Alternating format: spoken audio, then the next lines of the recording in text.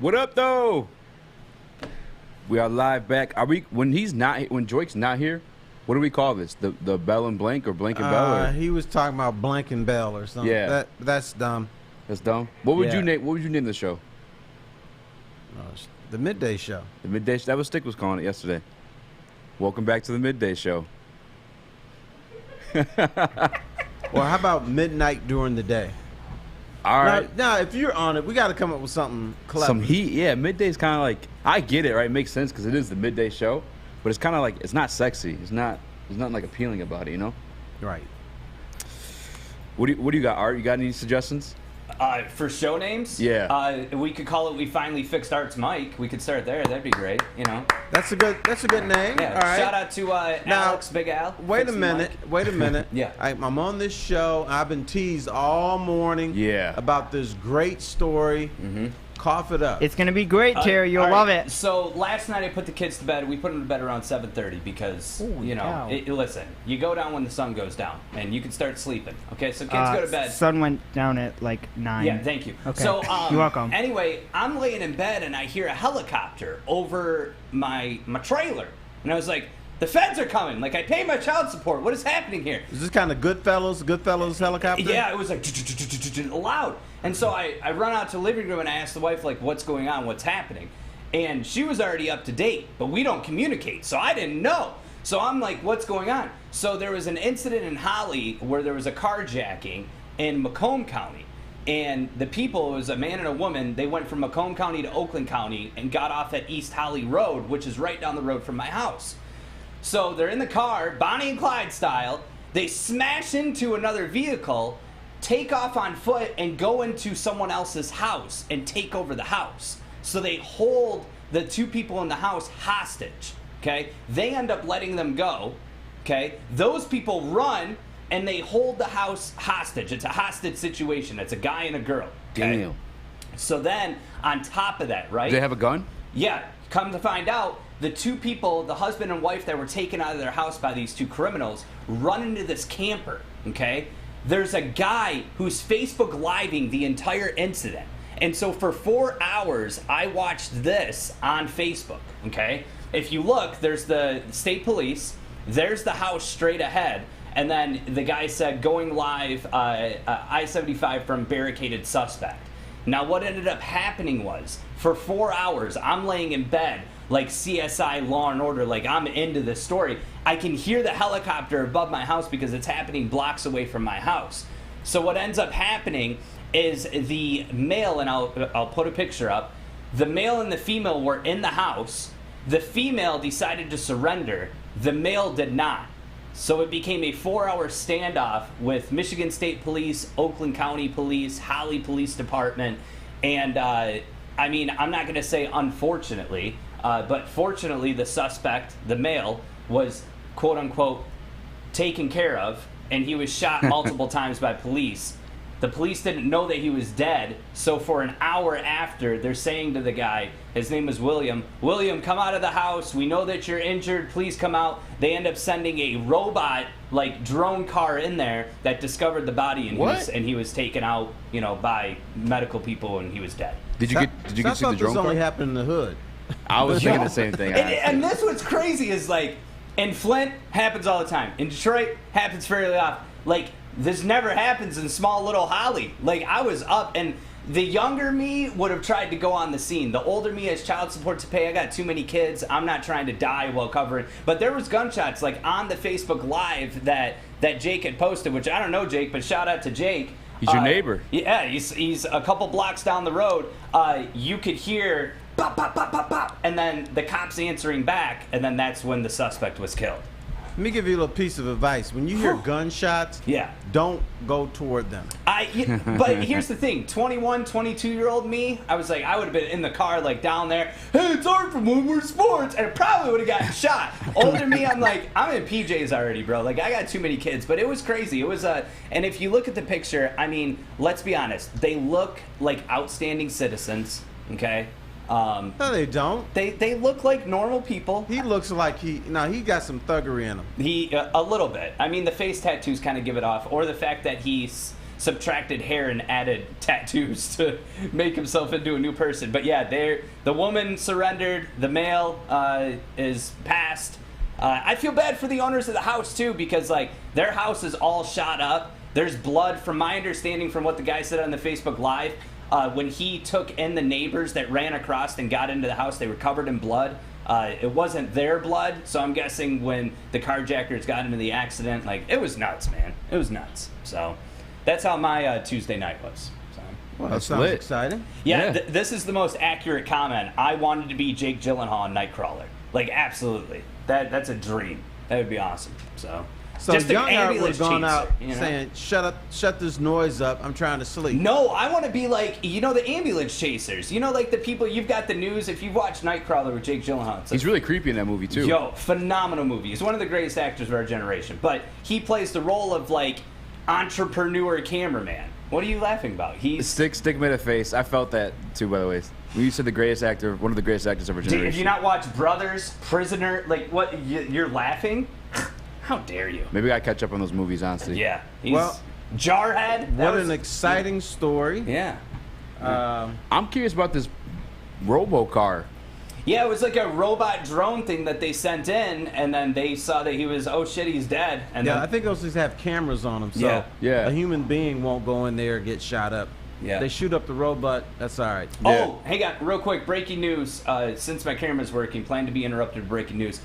We have to wish our very own, the King of Bells, Joik Bell, a happy birthday. It's his birthday. Happy birthday, brother. Happy birthday. Now, Easy, I want to educate you about back in the day. Because I'm an old guy. Yeah. Now, when there's a dangerous situation, they send in a robot. Yeah. So no human life will be harmed. Uh-huh. Back in the day, they used to send in black people. Because, okay, if they get shot, that's all right. Now they're sending robots, so yeah. I'm happy about that. Hey, advancement. Yeah, it is. Bam. Now, the robot was black, though, I heard. No, I'm playing. It probably was. Well, I'm glad you're safe.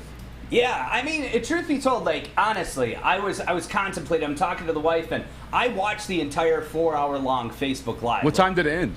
1:30 in the morning. Like, I'm tired, bro. I got up at 6:30. I was late. Like, I get here at 7 usually. I was here at 7:45. Like, I was late. I got all my stuff done. I was worried for you, Art. Yeah. Well, you usually see me. I'm first person here. Mm-hmm. But yeah, I love those type of stories. Like, and obviously you have to feel a little bit for not the suspect, but his family. Like, that sucks. You know, he's got a family probably. But regardless, it was exciting. Now, do you feel uneasy about going home? Fuck no! I run Holly. I ain't worried about shit. I run that trailer park. I thought about doing a pyramid scheme to where, like, we all don't pay rent and they just give their rent money to me, but they only have to give half, and then I work with the trailer park to give them half of the rent and I keep the other half. I'm like the king of the trailer park. I got so many pyramid schemes. We're gonna be running Holly soon. So. That's what's Scared up. of him. Yeah. You had some other news before we went live too. Something happened with Deandre Swift. Yeah. So there was. I feel like I'm like the less talented Corey Woods over here. So there was a story of injuries during training camp. Jones, Akura were both taken off the field or left off the field. See, this is why I'm the cheap version of Corey Woods. Yeah. But then a less tan version too. Yeah, a very less tan version. But then Deandre Swift was also he decided to leave the field. So I don't know if he's injured or not. But yeah, from my understanding, there were some issues during training camp today. From my understanding, up in training camp, this dude was a thumping. Yeah. Yeah. Usually, they wait a couple weeks or a week or so before they start fighting because it's like 98 degrees and they get pissed off at each other. They just come in thumping. Yeah. That's what's crazy though. When you add pads, like, and I'll be honest, this is my first experience like watching Corey cover training camp and OTAs and rookie mini camp. Like, I'm not gonna pretend to be somebody I'm not.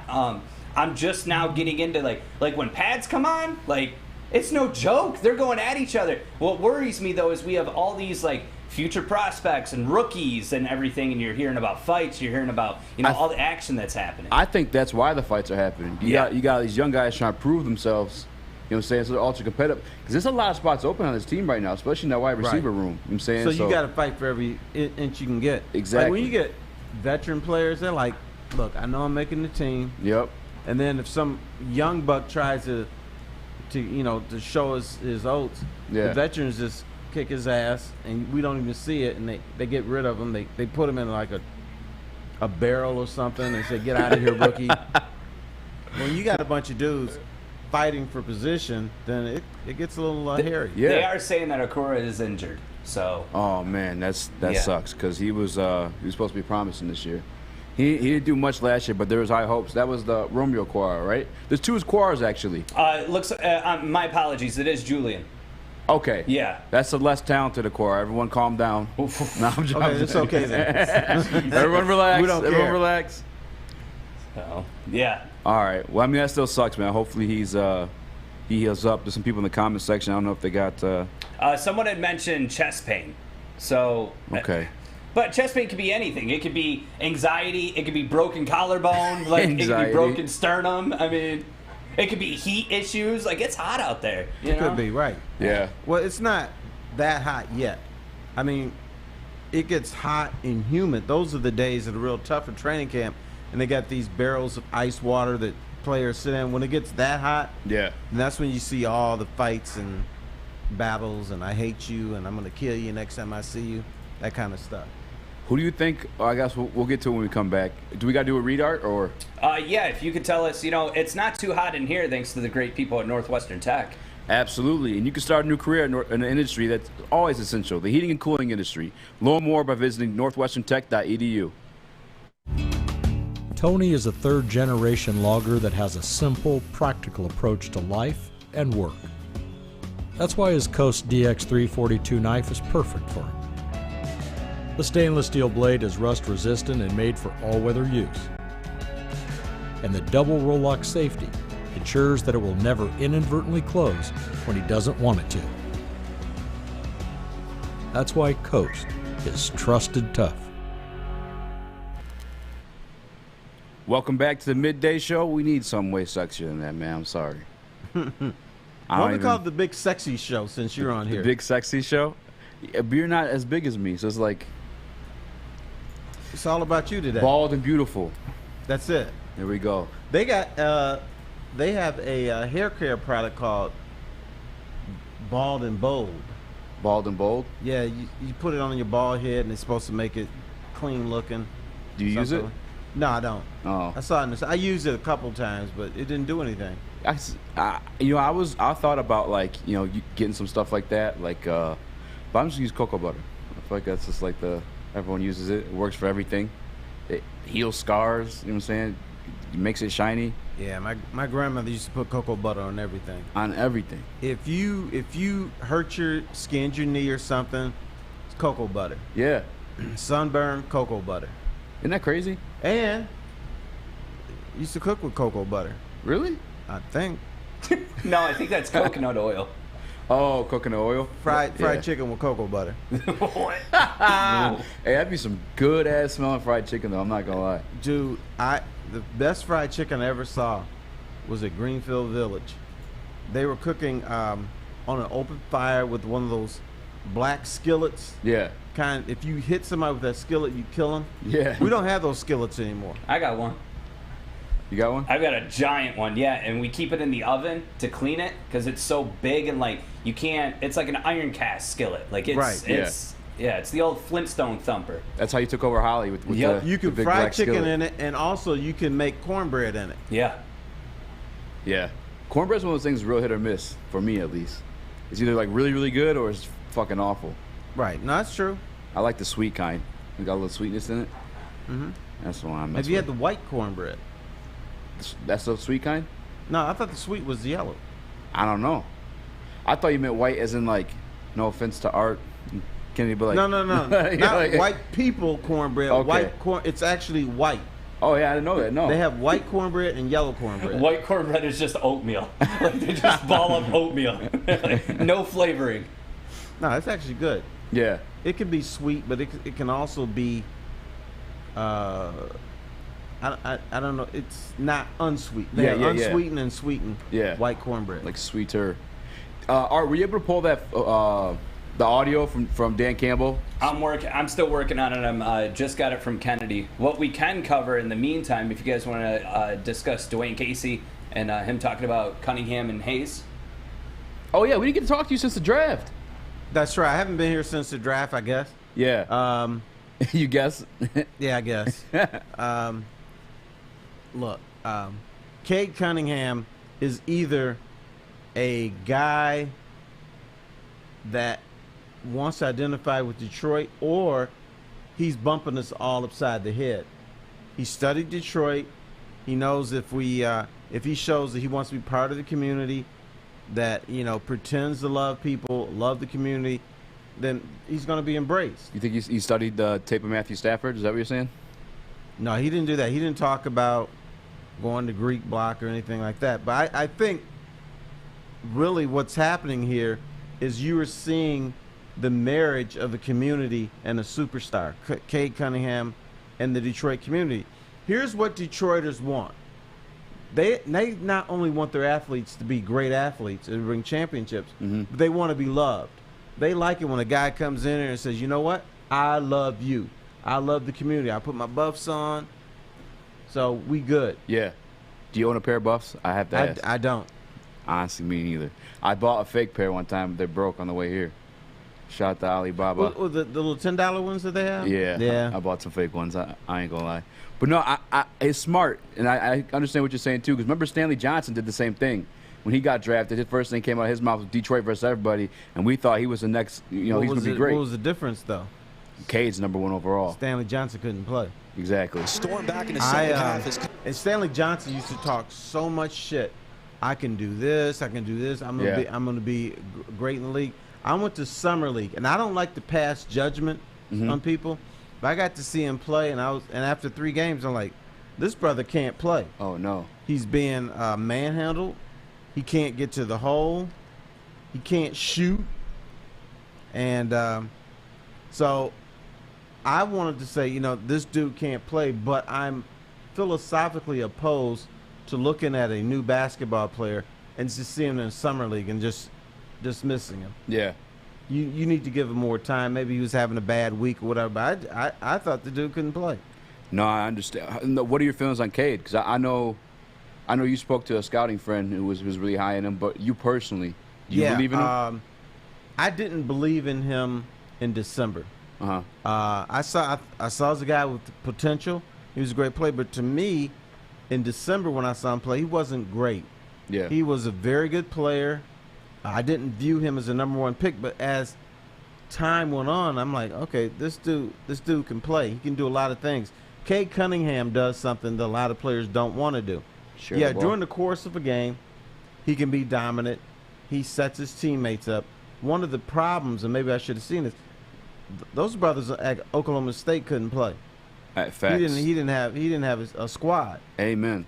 So, but then in the last 3-4 minutes of the game, he said, okay, this is my show. Look for me. I'm going to take that shot. There's a lot of dudes that don't want to do that. I've been told a million used times. to be one. Huh? LeBron used to be one. LeBron, no, I'm going to disagree with that. LeBron was a guy that wanted to make the right play. Yeah. And a lot of times when he was criticized for not taking the last shot, he would find an open teammate. And they would miss the shot. And they'd miss the shot. Yeah. So I think LeBron was like, I want to make the right basketball play. I can't help if my teammates can't make shots. And then later on he said, okay, I got to do it. Yeah. But I think LeBron wanted to be like Magic Johnson. He was, really. Just right. A bit more athletic and could shoot, obviously, a little bit better. But. Yeah, but Magic had people who could play. He had James Worthy, he had Kareem. So he could do this, and the ball was going in the basket somehow. LeBron would do the same thing, and it was bricked. Yeah. I wish I could have watched Magic live sometimes. Because I feel like when I watch his highlights, there's not really anybody like doing that stuff nowadays. Like, they do, but I feel like, and I don't know if it's because I'm watching highlights, because highlights are obviously like the best plays of that person. Right. But like, was it consistently all the time like that with Magic? Oh yeah. See. Magic Johnson wanted to put on a show every time he stepped on the court. Yeah. And he pretty much did. He was told initially, you can't play point guard because he was 6'9". Yeah. And then so he had to win that over. And so then he revolutionized the sport or the spot. Yeah. He's a 6'9" dude. They wanted to play power forward in high school. And he said, no, this is what I do. And the foresight of basketball back then wasn't what it is today. Coaches weren't thinking, okay, he's 6'9", he can see over the defense, he can see everyone on the court better than a 6'1" point guard. Yeah. So we're gonna have him play power forward, which is stupid. Magic had to. Sometimes you got to step up for yourself, believe in yourself, and tell a coach, no, Yeah. I can do this. Well, I know all about that. Yeah, I'm sure you've done that. Now that's why I have a philosophical difference with the man who's usually sitting in this chair, Joik Bell. Uh-huh. Joik told me that during meetings, he and other guys didn't say much to coaches. Coaches were paid to coach, players were paid to play. Yeah. But my thing is, okay, I have a different skill set that you can't see. I'm going to tell you what it is. I'm going to tell you how it's going to help this team. That's what Magic had to do. Yeah. I feel like with football and basketball, it's different in that way, though. I feel like there's a lot more coaching in football than there is basketball, because basketball, your skill set can truly like just take over a game. Sure, but why can't a player contribute? A player is not dumb. A No, for player sure. sometimes knows better than the coach because he's actually out there. That's on that why field. I think that's what happened with Steph, too, because, you know, that wasn't – you weren't supposed to take the type of shot Steph takes, you know what I'm saying? Right. But like you said, he kind of just like, well, look, I'll show you I can make them. And now what they do, now everyone's doing it. Now, you know what I'm saying? Coaches are letting Trae Young take those kind of crazy shots, or Damian Lillard. I don't even know if they're letting them. Maybe they're just stepping up, too, and just doing it themselves as well. But I think the game has changed. They've done analytic, whatever it is. But anyway, Analytics. that if you make a certain amount of 3-pointers, it offsets shooting 45 or 48% Yeah. from 2 points. So coaches in the 80s, don't take that damn shot because yeah. you're gonna miss it. You're gonna miss it 60% of the time. Now they're saying, well, if you hit 35% of the time, it offsets us shooting 50% from the 2, which we're not going to do. So so now it's just a different game. Yeah, because it's literally like 50% more of another like field goal from regular distance. Right. Yeah. Were you going to say something, Art? Oh, you're waving the fish. Thank you, Fish. This one from Harrison and to Terry. Terry, was Magic considered the GOAT before Jordan? From a lot of people, but Was that too early in his career to be considered the GOAT at that point? Who? Magic. When Jordan came, like, didn't no, Magic it wasn't. still have He'd some been in years the left? league for 7-8 years. No, How many rings did he have at that time? he had 3. So people had him goated over like Wilt and everything? Some people did. I think Wow. there was some people were Wilt.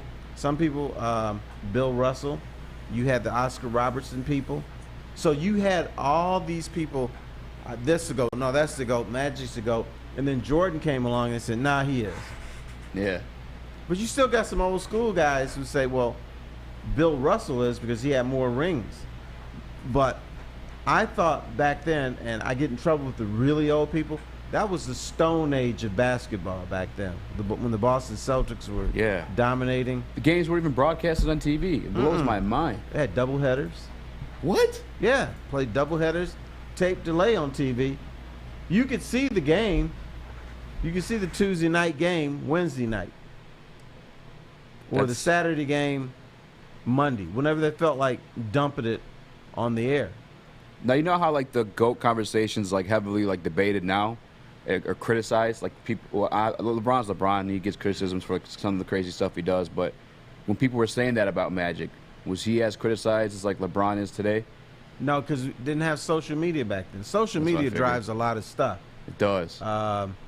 Back then, you had there was a divide in the nation, Boston Celtics and L.A. Lakers. Yeah. You had the Boston Celtics perceived to be the white great team, Yeah. unathletic. Then you had the Lakers that the brothers all liked because they were Showtime and Magic was throwing alley-oops and everything, doing high fives. So that was the entertainment, and the Boston Celtics were fundamentally sound, more grounded, and so there was a group of people who loved the Celtics. Yeah. So speaking of unathletic, that's a word that's been said along Cade Cunningham. So I do want to ask you a question, but we do got to go to break. This is Woodward Sports. We are here, downtown Fenton, my favorite Bridge Street exchange. That's right. And you want to switch up your wardrobe this summer? It's this easy. You ready, Joey? I'm ready. All right, you ready? I like it. You want to do it again? Yeah, let's do it again. All right. Ooh, Brixton. Nice. One more time? Yes. Ooh, I like the hat on this one, too. You ready to do it one more time, Joey? I'm getting tired. One last one. All right, let's change it. Bro, where's your shirt? You need new clothes this summer. Bridge Street Exchange in Fenton. That's where you need to go. Thank you, guys. Welcome back to Brown, Bald, and Beautiful. Just bold and bald. Bold and bald. All right, before we went to break, I had a question because people associate you talk about the unathletic Boston Celtics. Right. And that's a word that's kind of associated with Cade Cunningham. They don't say he's unathletic, but he's not as athletic as his peers. Today you have these guys who are high flyers, can jump out of the gym, and if you're not as fast, not as spectacular, they say you're unathletic. Yeah, exactly. It's not like you're unathletic. You're just not jumping over the goddamn rim. You're not Superman. Yeah, exactly. Is there, because the pro comparison to people my age, to relate to people who watch basketball now is Luka Doncic, but you've witnessed basketball since, like you said, the Stone Age. Is there a pro comparison with Cade Cunningham throughout history that you can make from what you see of his game? I think he's a combination of Grant Hill and Magic Johnson. Not as good as Magic. I don't want people, how can he? But yeah, he's the kind of guy that can see the floor. He's 6'9", like Magic. He's a point guard. Yeah. But he has a little Grant Hill that he's gonna penetrate, and he'll get knocked. They'll knock his ass on the ground. He'll get up and smile and go at it again. But that's what I see now. But now we have to see, what he turns at least into. in summer league, we need to see in actual games, because sometimes dudes are like, okay, I can't do this in the league. I got to change my game. I'm hoping that he doesn't have to change his game. Me too. Right. Yeah. Because the game today, you control it from the top of the key. Because it's like a chess match. You're telling everybody where to go. Back then, you controlled it in the paint. Yeah. So now it's kind of reverse. You have to be able to hit threes. And I think Cade Cunningham, I think the Pistons have a lot of talent. What they don't have is they don't have experience. So with the lack of experience, the old heads in the league gonna make you look foolish on nights. Yeah. Yeah, you got to learn how to play not just basketball, but how do I play this game, which is the fourth game in 5 nights. You're tired, you're irritable, you're not as fresh, and a lot of younger players are like, damn, I'm used to playing 32 games in college. Now they're asking me to play 4 and 5 nights. I can't do it. Yeah. So he's going to have to prove that he can do that.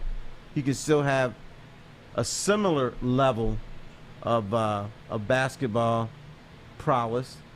And when you play 4 and 5 nights, you're not as good as you're going to be that first night, but you have to be somewhat close. Yeah. So that's what he's going to have to learn. That's a good point, because I admit myself, I forget that that's a factor. You know what I'm saying? Like, these guys getting used to the brutal schedule, NBA schedule. Not that it's brutal, because I know you just said guys get back to back. I'll tell you what used to annoy me. When you go on a West Coast trip, that last game, that usually make you play 4 or 5 games in 8 nights. That last game before you come back home, which is called the getaway game, yeah, you usually lose that game. Then that first home game coming back home, you may win it, but you suck. And I've heard a lot of times guys are like, when they come home from that game from the West Coast trip, what's wrong with this team? They get paid millions of dollars. They should be eager to play. You know what it is? They're jet lagged. Yeah. They probably don't know where they are half the time. And so they're going to have to muster up some energy at some point during that game to try to win it. And a lot of times when you come back from West Coast trip, you lose that first home game. Or you might win 82-80 and you look really crappy doing it. Yeah. I could see that. So the NBA is not just can I ball, it's can I ball when I'm tired? Can I ball when I don't feel like doing it? Can I ball where I sort of don't know where I am? That's the make of a champion. And then you got to do it the last 3 minutes because all these games are coming down in the last 4 or 5 minutes. Do I still have the energy and the mental toughness to take that shot in the last 3 minutes of a game? Now I was all. I mean, you saw how we reacted to when we got the first, the number 1 overall pick. We all giddy and stuff like that. You guys were nuts. We went nuts. All right. Hear me out though. This is like the first like superstar of like my generation. Because even like Grant Hill was a thing in Detroit. I was like 7. You know what I'm saying? Like I wasn't old enough to like enjoy it and consume it. That's what it was. A lot of people in Detroit didn't like Grant Hill. They say he was soft. What? Yeah, they say he was soft. Do you think he was soft? No, he was not soft. Grant Hill's game was to pound the paint. Yeah. Grant Hill played with a foot that was split open, and he had one toe going this way, the other one going over here. With the Calvin Johnson fingers going off his feet. Yeah. He did. He could have ended his career here in Detroit because he had to prove that he was tough. He was hard. Because I thought people in Detroit were very unfair to him. They put that label on him because he played at Duke. Oh, for sure. Right. But he was a hard-edged player. Yeah. And the guy that you saw in public, that was not the real Grant Hill. Grant Hill liked to cuss. Grant Hill, he wasn't a hard dude. He liked to wear hip-hop clothing, but they made him wear 3-piece suits, which he didn't want to do. Yeah. They made him in an image that he didn't feel totally comfortable with, but he could play the game. He could be wherever you wanted him to be. Yeah, when I watch his highlights, I'm like, damn, that's another person I'm jealous I didn't get to, like, enjoy, during their time when they were actually playing. But I wanted to ask you, I totally got off track with where I was going with that. But the Killian, I was all hype on them, but now I'm thinking maybe we might not. You think we can make the play-ins with Cade? I think the Pistons should at least make the play-in games. Yeah. So they are a borderline playoff team. Here's the problem: the East got better, the Bulls got better. Oh yeah. Charlotte is going to be Charlotte good. got off in the draft. Yeah, and then I don't pay attention to the Knicks, but yeah. Some of those bottom tier teams got better. Yeah. And Chicago is more experienced. The guys that they brought in have experience. The Pistons are like still looking around like, hey boy, these arenas sure are fun. And they're still in the I'm learning the league. Isn't it great to be in the NBA stage? Yeah. It's going to take them another 3 years before they become hard, and it's like, all right, we're going to thump whoever we play, we're going to beat them tonight. That's a good point because Chicago did get better. They obviously added DeMar DeRozan yesterday. They got Lonzo Ball now. They had Vujicic. I think that's like a super team of B-list guys. But the Knicks added Kemba Walker today. And you also had the Hawks who obviously came into their own this year as well. I guess I didn't realize this when I was like, gung-ho on the Pistons making the play-ins. But I'm not afraid of Kemba Walker anymore. No? I thought he was I feared Kemba Walker when he was in Charlotte. Yeah. But when he went to Boston, I'm like, well, he's good sometimes, but I don't fear him. That's how I felt about Kevin Love, because some of these dudes, they get overhyped by the media, because they do have the highlight plays, I get it, but sometimes they're just the best guy in a bad team. So the stats, like, look glorious, but they're really just the only guy doing work or able to do work on a bad team. I also think LeBron James got inside of Kevin Love's head.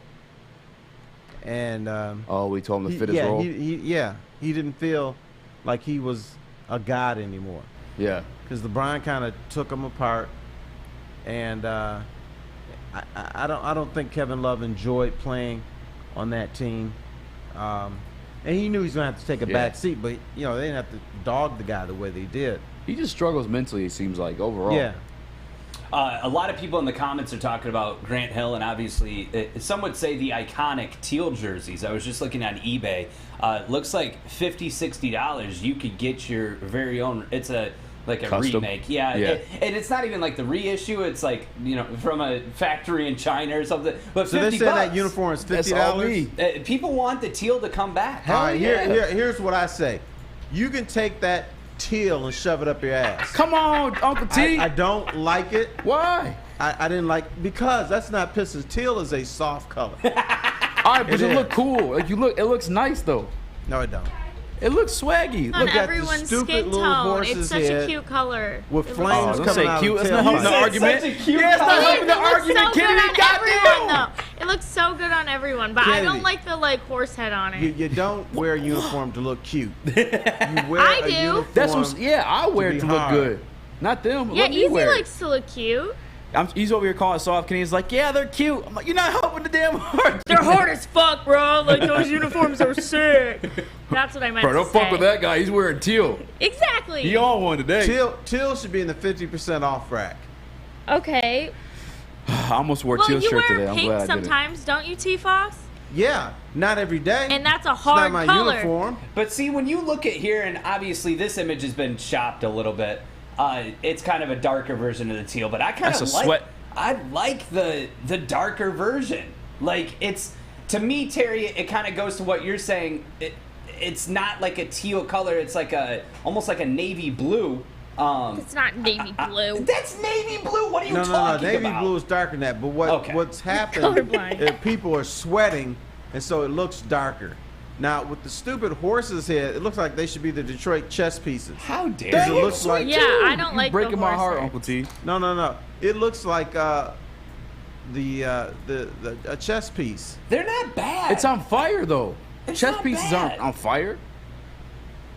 Come on. I don't. You get, like the boring old basketball better Yeah. than the horse? Yeah, that's what I grew up on. Oh, see, it's a Give me the generation boring thing. I ass think. basketball, the red, white, and blue, and maybe it's a reflection of how strong that team was that wore that uniform. Wow, you want to throw that out there? Now everybody wants to choose your side. You got to admit that team wasn't good. No, it for sure wasn't. I mean, let's put it this way: when we went back to the red, white, and blue, we won again in 04. So you got a point. Tampa Bay Buccaneers, you know what they did? They got rid of that putrid orange. I like And the- those too, Terry. I'm not a fan of the I dream tell you what, schools. and then got the pewter color, which I think looks tougher, Yeah.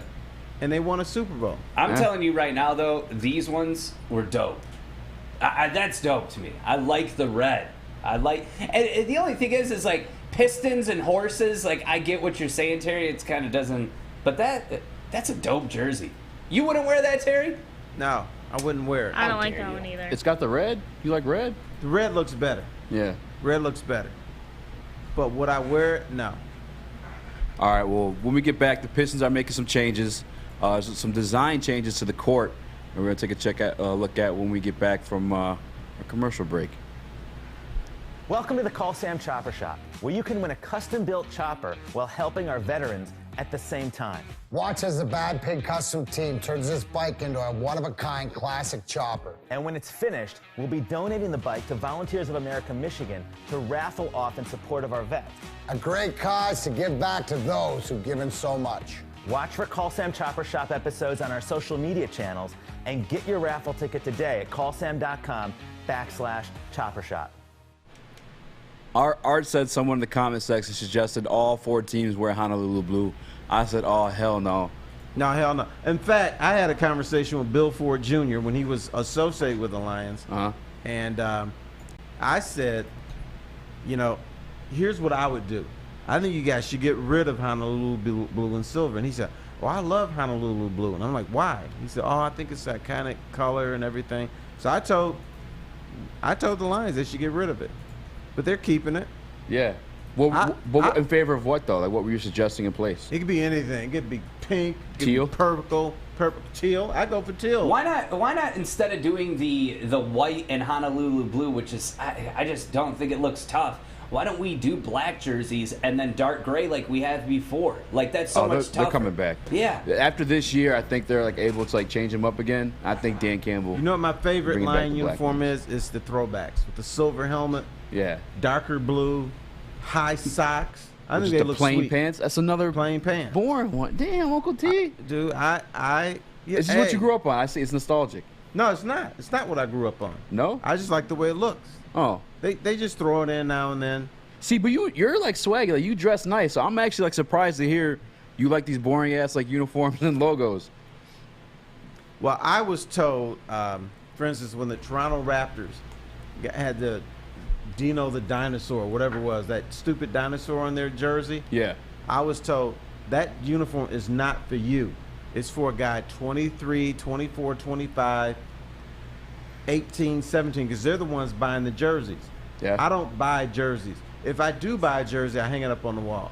That's why that's why I kind of got going on in my basement. Now, I was wearing it in the summertime because we were talking about tattoos before the show. I finally got some tattoos. The jerseys, you show them off a little bit. So I was rocking them a little bit. But, see, for me, because the conversation comes up like, oh, you're wearing another grown-ass man's like name on your back. Mm-hmm. I took that to heart. I felt a type of way. So what I started doing is I'd wear the throwbacks. You know what I'm saying? Like the legends. Like, okay. I got the Shaq Magic one. Grant Hill. Because then people aren't thinking that. There's like compliment like, oh, I remember that dude, or like, you know what I'm saying? Right. So the conversation I got different. 2 jerseys. Would you wear them? What ones? I have a Eastern Michigan University George Gervin jersey. Okay. And I have a Mackenzie Staggs Jerome Bettis jersey. Now that's throwback stuff. That is throwback. Nobody has that. I gotta go. I'd rock the Bettis for sure. Because not only is he from Detroit, but he also won his, championship. George Gervin, where's he from? Detroit. Yeah, but then he played in Houston, right? Still one of ours. Bettis, he played in Pittsburgh, but when he won the Super Bowl, where was it at? At home in Detroit. Yeah, you know what I'm saying? It's a lot more. And I'm a big boy, too. Jerome Bettis rocking, you know what I'm saying? He's repping the big fellas, too. Right. Yeah, the George Gervin jersey, you probably have to squeeze in it a little bit. Yeah. But that Bettis jersey, you be like free-flowing, brother. You know like, okay, I can throw a punch. Yeah. Speaking of jerseys and color changes, you know who Big Sean is? I have met Big Sean. In fact, I have a picture with him. Oh, and what? I didn't know it was him. His manager, whatever, is a big guy. Uh-huh. And then they said, we want you to meet Big Sean. So I shake the hand of the big guy. And he said, I'm not. And I said, oh, this is Big Sean. Yeah. That's dope. You got a picture of Big Sean. You gotta send that.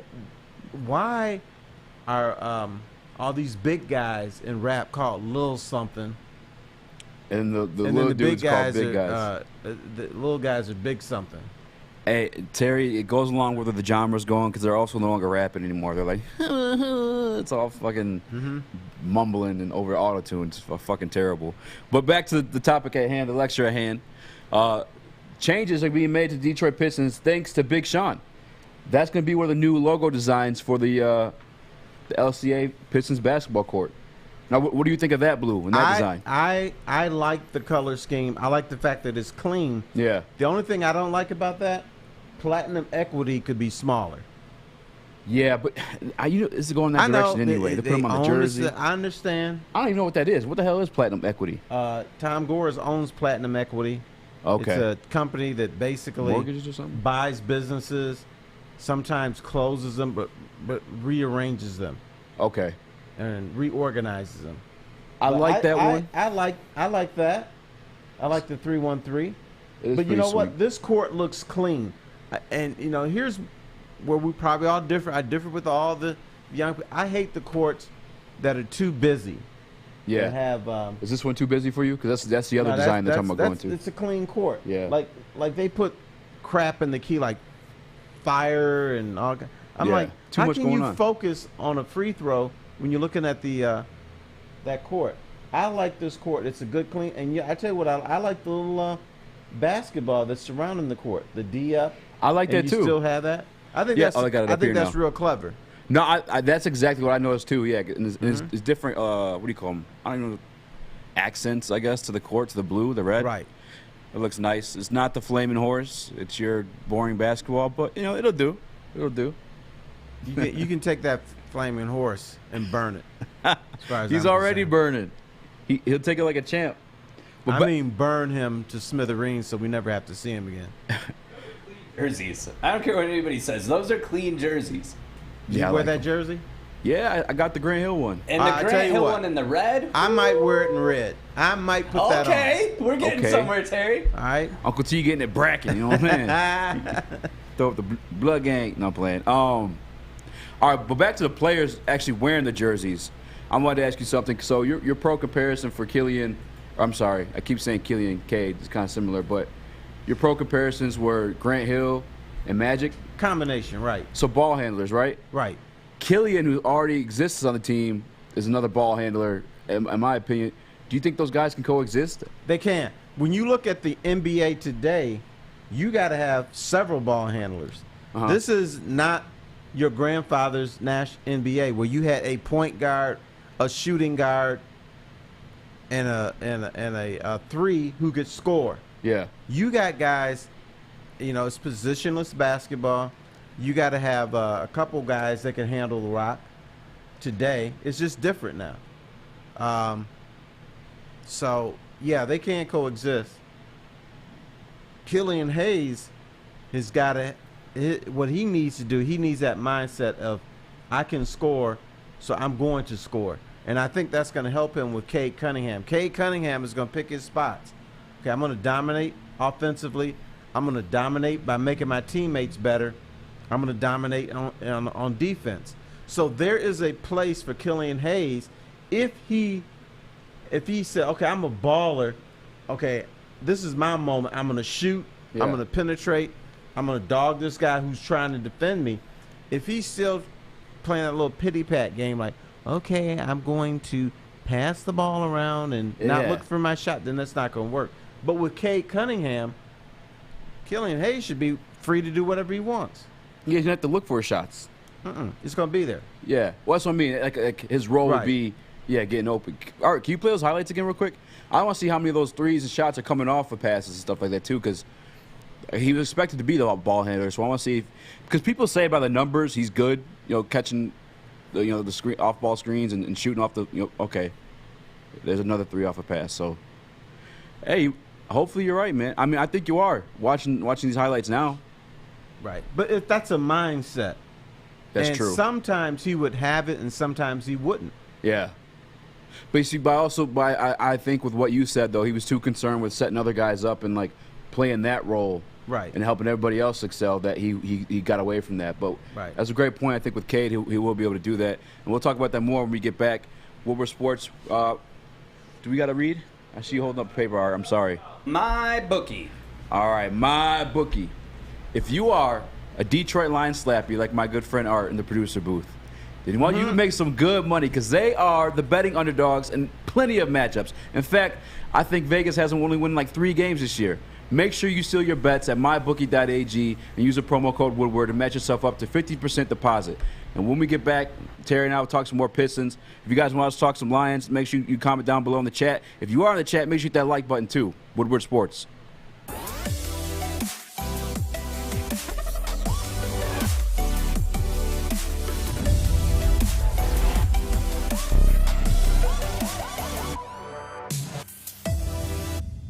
Hi, I'm David Hall from Hall Financial. With historically low interest rates and 5-star service, you could pay your mortgage off faster without increasing your monthly payment. Get started now at 248-308-5000 or chat with us online. Call hallfirst.com. All right. Before we went to break, we were talking about Killian and Cade coexisting as ball handlers. It looks like that could happen. It's got to happen. It's got to happen. It can. It's got to. Yeah. Is there like... Because I didn't watch these guys live to relate to them. Isaiah and Joe D. Right. Were they Isaiah the was the primary point guard, but they used to switch positions where Joe ran the point and Isaiah played the 2. Okay.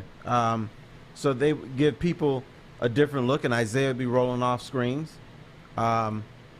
So even then, coaches were saying we need multiple ball handlers. Vinny Johnson would run the point. But would it be on the same time as Isaiah, like be on the floor too? Oh, yeah. They'd be on the floor together? Yeah, they would do that. But Vinny Johnson would get like 16, 17 minutes a game. So him running the point with Isaiah didn't happen often, but it happened. It would happen.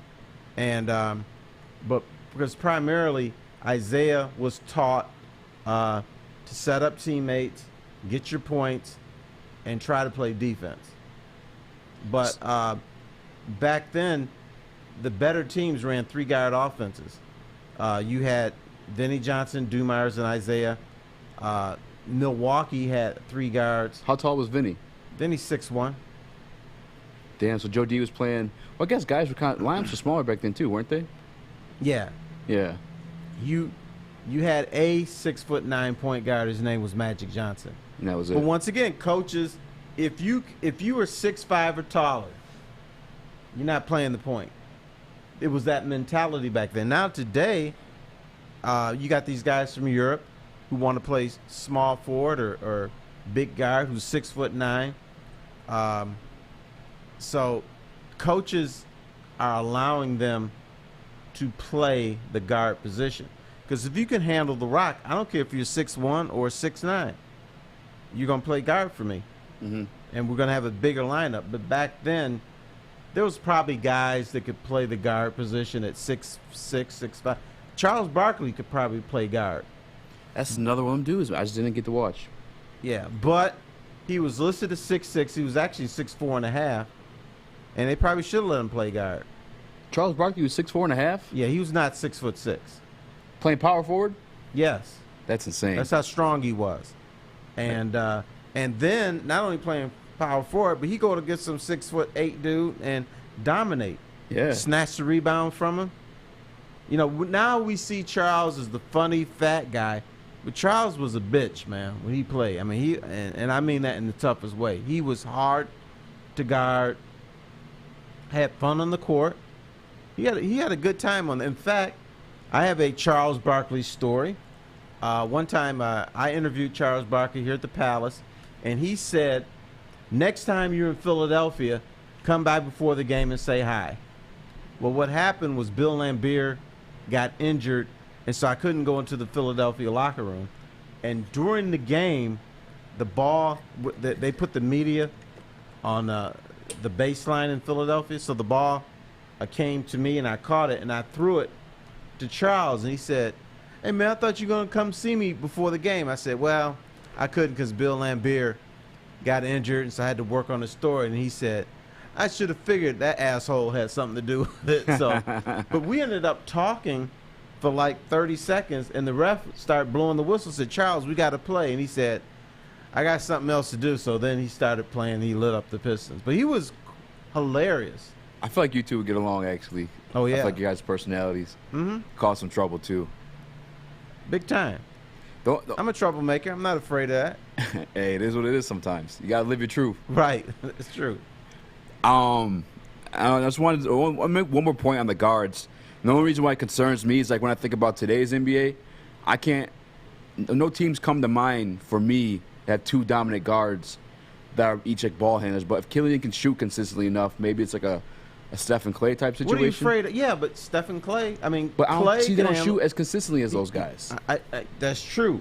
But I think we're talking about ball hand. Clay can handle the rock. If Steph decides he wants to play the two, I'm sure that's happened a lot. You play the two. But like, so outside of them though, because they're like, when it comes to shooting, they're like the cream of the crop. And I don't want to put those expectations or even expect that from those guys in Killian and Cade. Is there another like two-guard duo that's succeeding right now in the NBA? How about LeBron James and every point guard? Okay, that's a good one. Every team that LeBron James is on has a point guard who doesn't play point. And that's why when they said LeBron switching to point guard, I'm like, what? He's been playing point guard his whole damn career. Like, yeah. So that's an example.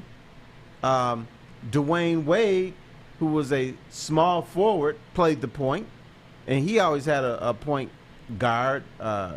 Drazen with the Russian dude, whatever his name. You're right. And White Chocolate too. Right. White Chocolate. He was spectacular. I love seeing him play. Yeah. So the dual ball handling is not new to this league, and do not be afraid. Don't be afraid of it. It's just too good to be true, Uncle T. It's too good to be true, man. You got Cade Cunningham. We got Cade Cunningham, man. And he's a bad man. And you, Uncle Sean, were yelling at me for cheering about it. No, I wasn't yelling at you. I was like, what in the hell is going on around here? You guys were throwing panties all over the place. Just it was electric. I'm not used to that. I'm glad you agree, Terry Foster. Huh? I'm glad you agree. You know what, Fish? No, I'm playing. We haven't seen him play. Hey, I think his basement is like a damn good NBA player. just because of how he plays the game. Like you said, he's orchestrating out there. He's getting guys the balls where they're good at, and that's why I like the Kelly Olynyk signing, because like we don't need Kelly Olynyk to go out there and be a superstar. We just need him to sit in the damn corner and let Cade give him the ball when he's open. Hit a few threes. Yeah, that's right. That's why I was puzzled by when they released Plumlee. But what I didn't understand is it's a chess game with the Pistons. The Pistons do move one to set up move two. Troy, yeah, Trader Troy's they got rid of Plumlee for to bring in Kelly Olynyk. Right, Olynyk, and also maybe Luka Garza. Yeah, down the road for sure. But once again, this is a guy. When Olynyk gets old, well, here's our other guy. Yeah. So that's what they were doing. Troy Weaver plays a chess game. Now, I'm used to Stan Van Gundy in the draft. Form a fucking wall and draft the white guy. Yeah. But he was not good at the draft. He was terrible, man. He was awful. He was awful. In fact, I asked him a question which pissed him off. Because it had some truth in it. Well, I asked him, why didn't you draft Devin Booker? Now, did I think Devin Booker was going to be all this? No. But here's what Devin Booker was. I said to Stan, you like guys who can shoot the three. You like guys who got a little wiggle to them. Yeah. And that he's going to get his three shot off. Why didn't you draft him? He's like, Stanley does all this and blah, blah. Coaches / general man always get pissed because us in the media, we don't know anything. We're just dumbasses that just write what you say. Yeah. But I did question him on that one. Stan, who we got along with, got pissed at me, which sort of happens. I mean, deservedly so. You have a kid who wanted to be here. Granted, Stanley didn't shun Detroit at all. He said the Detroit everybody line, but you had a kid that wanted to be here. And like you said, could shoot and have potential in him. Is by hindsight's 50-50. I don't like you. Like you said, you didn't know Devin was going to be what he is today. So but I questioned, why didn't you draft him? He should have drafted him before I saw him play in the NBA. Yeah, absolutely. The other one, Donovan Mitchell. I didn't get to see him work out. But wait, media gets to watch the workouts? No. Okay. We are in the building. We to speak with coaches afterwards. The coach and the players afterwards, whoever we want to do. I was at the workout, not at the workout, but in the building. Yeah. And assistant coach that I knew said, there's a dude that was in there. We're going to draft him, I'm telling you. And he said his name is Donovan. He didn't even know his last name. It's Donovan. He said he lit it up. We were trying to devise ways to stop him. Nobody could stop him. But he's playing against other college kids, so. Did they ever give a reason why they didn't pick him after that workout? They liked Luke Kennard. Luke Kennard could shoot, and Luke Kennard could get into the lane a little bit in college. So they thought they had their guy. But he wasn't athletic to think he'd get in the lane in the NBA. What were we thinking? Man, I wasn't in charge. The other thing too, I noticed. I think Dwight Howard poisoned Stan Van Gundy a little bit too, because I don't think he wanted guys who were real boisterous or vocal or could end up being superstars, because he'd lose control like he did with Dwight. Right. Maybe that's why he just kept picking these. And Dwight would tell him off too. Oh yeah, Dwight would mimic him in the in national interviews. It wasn't an interview with Dwight Howard, but I was just talking to him one time. Mm-hmm. By the way, is that conversation we talking to those guys like that? I can repeat it now because this was over 10 years ago. But I was asking about his relationship with Stan Van Gundy. This is before Stan came to the Pistons, and Dwight admitted to me, I used to light his ass up because I didn't agree with stuff. But he also said Stan was one of those guys where you could do that. You can go back and forth with Stan. Yeah. And he's not going to take it out on you unless you can't play. Yeah. So he said, I lit his ass up. He lit my ass up. We would get into it. And so, yeah, I do think it was toxic, though. Yo, for sure. I think Stan can coach. I just don't know. Obviously, the GM role was just not his thing. No, that was a mess up. Big mess up. When we get back from break, though, we'll keep it a little bit Killian. We'll introduce some Lions. We want to find out Who is the face of Detroit sports right now? And I'm very, very curious to hear your answer, Uncle T. Oh, it's an easy answer. All right, we'll find out when we come back with We're Sports. I'm looking to bring on another HVAC tech right now. We are recruiting 5 to 10 techs a month. We're looking to grow and expand. Every new tech we hire is from Northwestern Tech. The hands-on training is fantastic. They're always my first call. We love hiring Northwestern Tech grads. They come out trained and ready to work. Our program is only 10 and a half months, and our next classes are starting soon. So why wait? I'm looking to hire a graduate of Northwestern Tech. Northwestern Tech. Northwestern Tech. Northwestern Tech. All right, yesterday, we found ourselves a bit perplexed when we asked, who is the face of Detroit sports right now? Because to be honest with you, we don't really have any superstars. We have guys who think may be superstars, guys who were superstars, but no one's a superstar right now. To you, Uncle T, who is the face of Detroit athletics, professional athletics? That's an easy one. Okay. He's only been here for about 15, 20 minutes. It's Cade Cunningham. Cade Cunningham. Cade Cunningham, the #1 pick. Cade Cunningham, who's come in here and embraced Detroit outwardly. A lot of dudes just come here and just, okay, I want to get paid. Where's my paycheck? I'll try to do the best I can. Yeah. And maybe I'll talk to y'all out there. The Cade Cunningham was like, okay, this is my city. He studied Detroit. People, a lot of athletes culture. They don't know shit. They've been in Detroit for 3-4 years and still don't know shit about Detroit. Cade Cunningham was like, let me get the book, Detroit 101. He read it. Probably read it again. Knew what was happening. He knew stuff I didn't even know. So that's a guy saying, I'm going to become one of you. And I understand where y'all are coming from. I like the fact that people don't respect you, but they're going to respect you in a few years. I love it. So when a guy does that, he becomes the face. Now, if he can't play, he'll lose that title. But for right now, he is the face of Detroit. When you look at the other athletes, there's no one on the wings. I mean, I guess you could say Dylan Larkin because he's from here, but they're losing. Mm-hmm.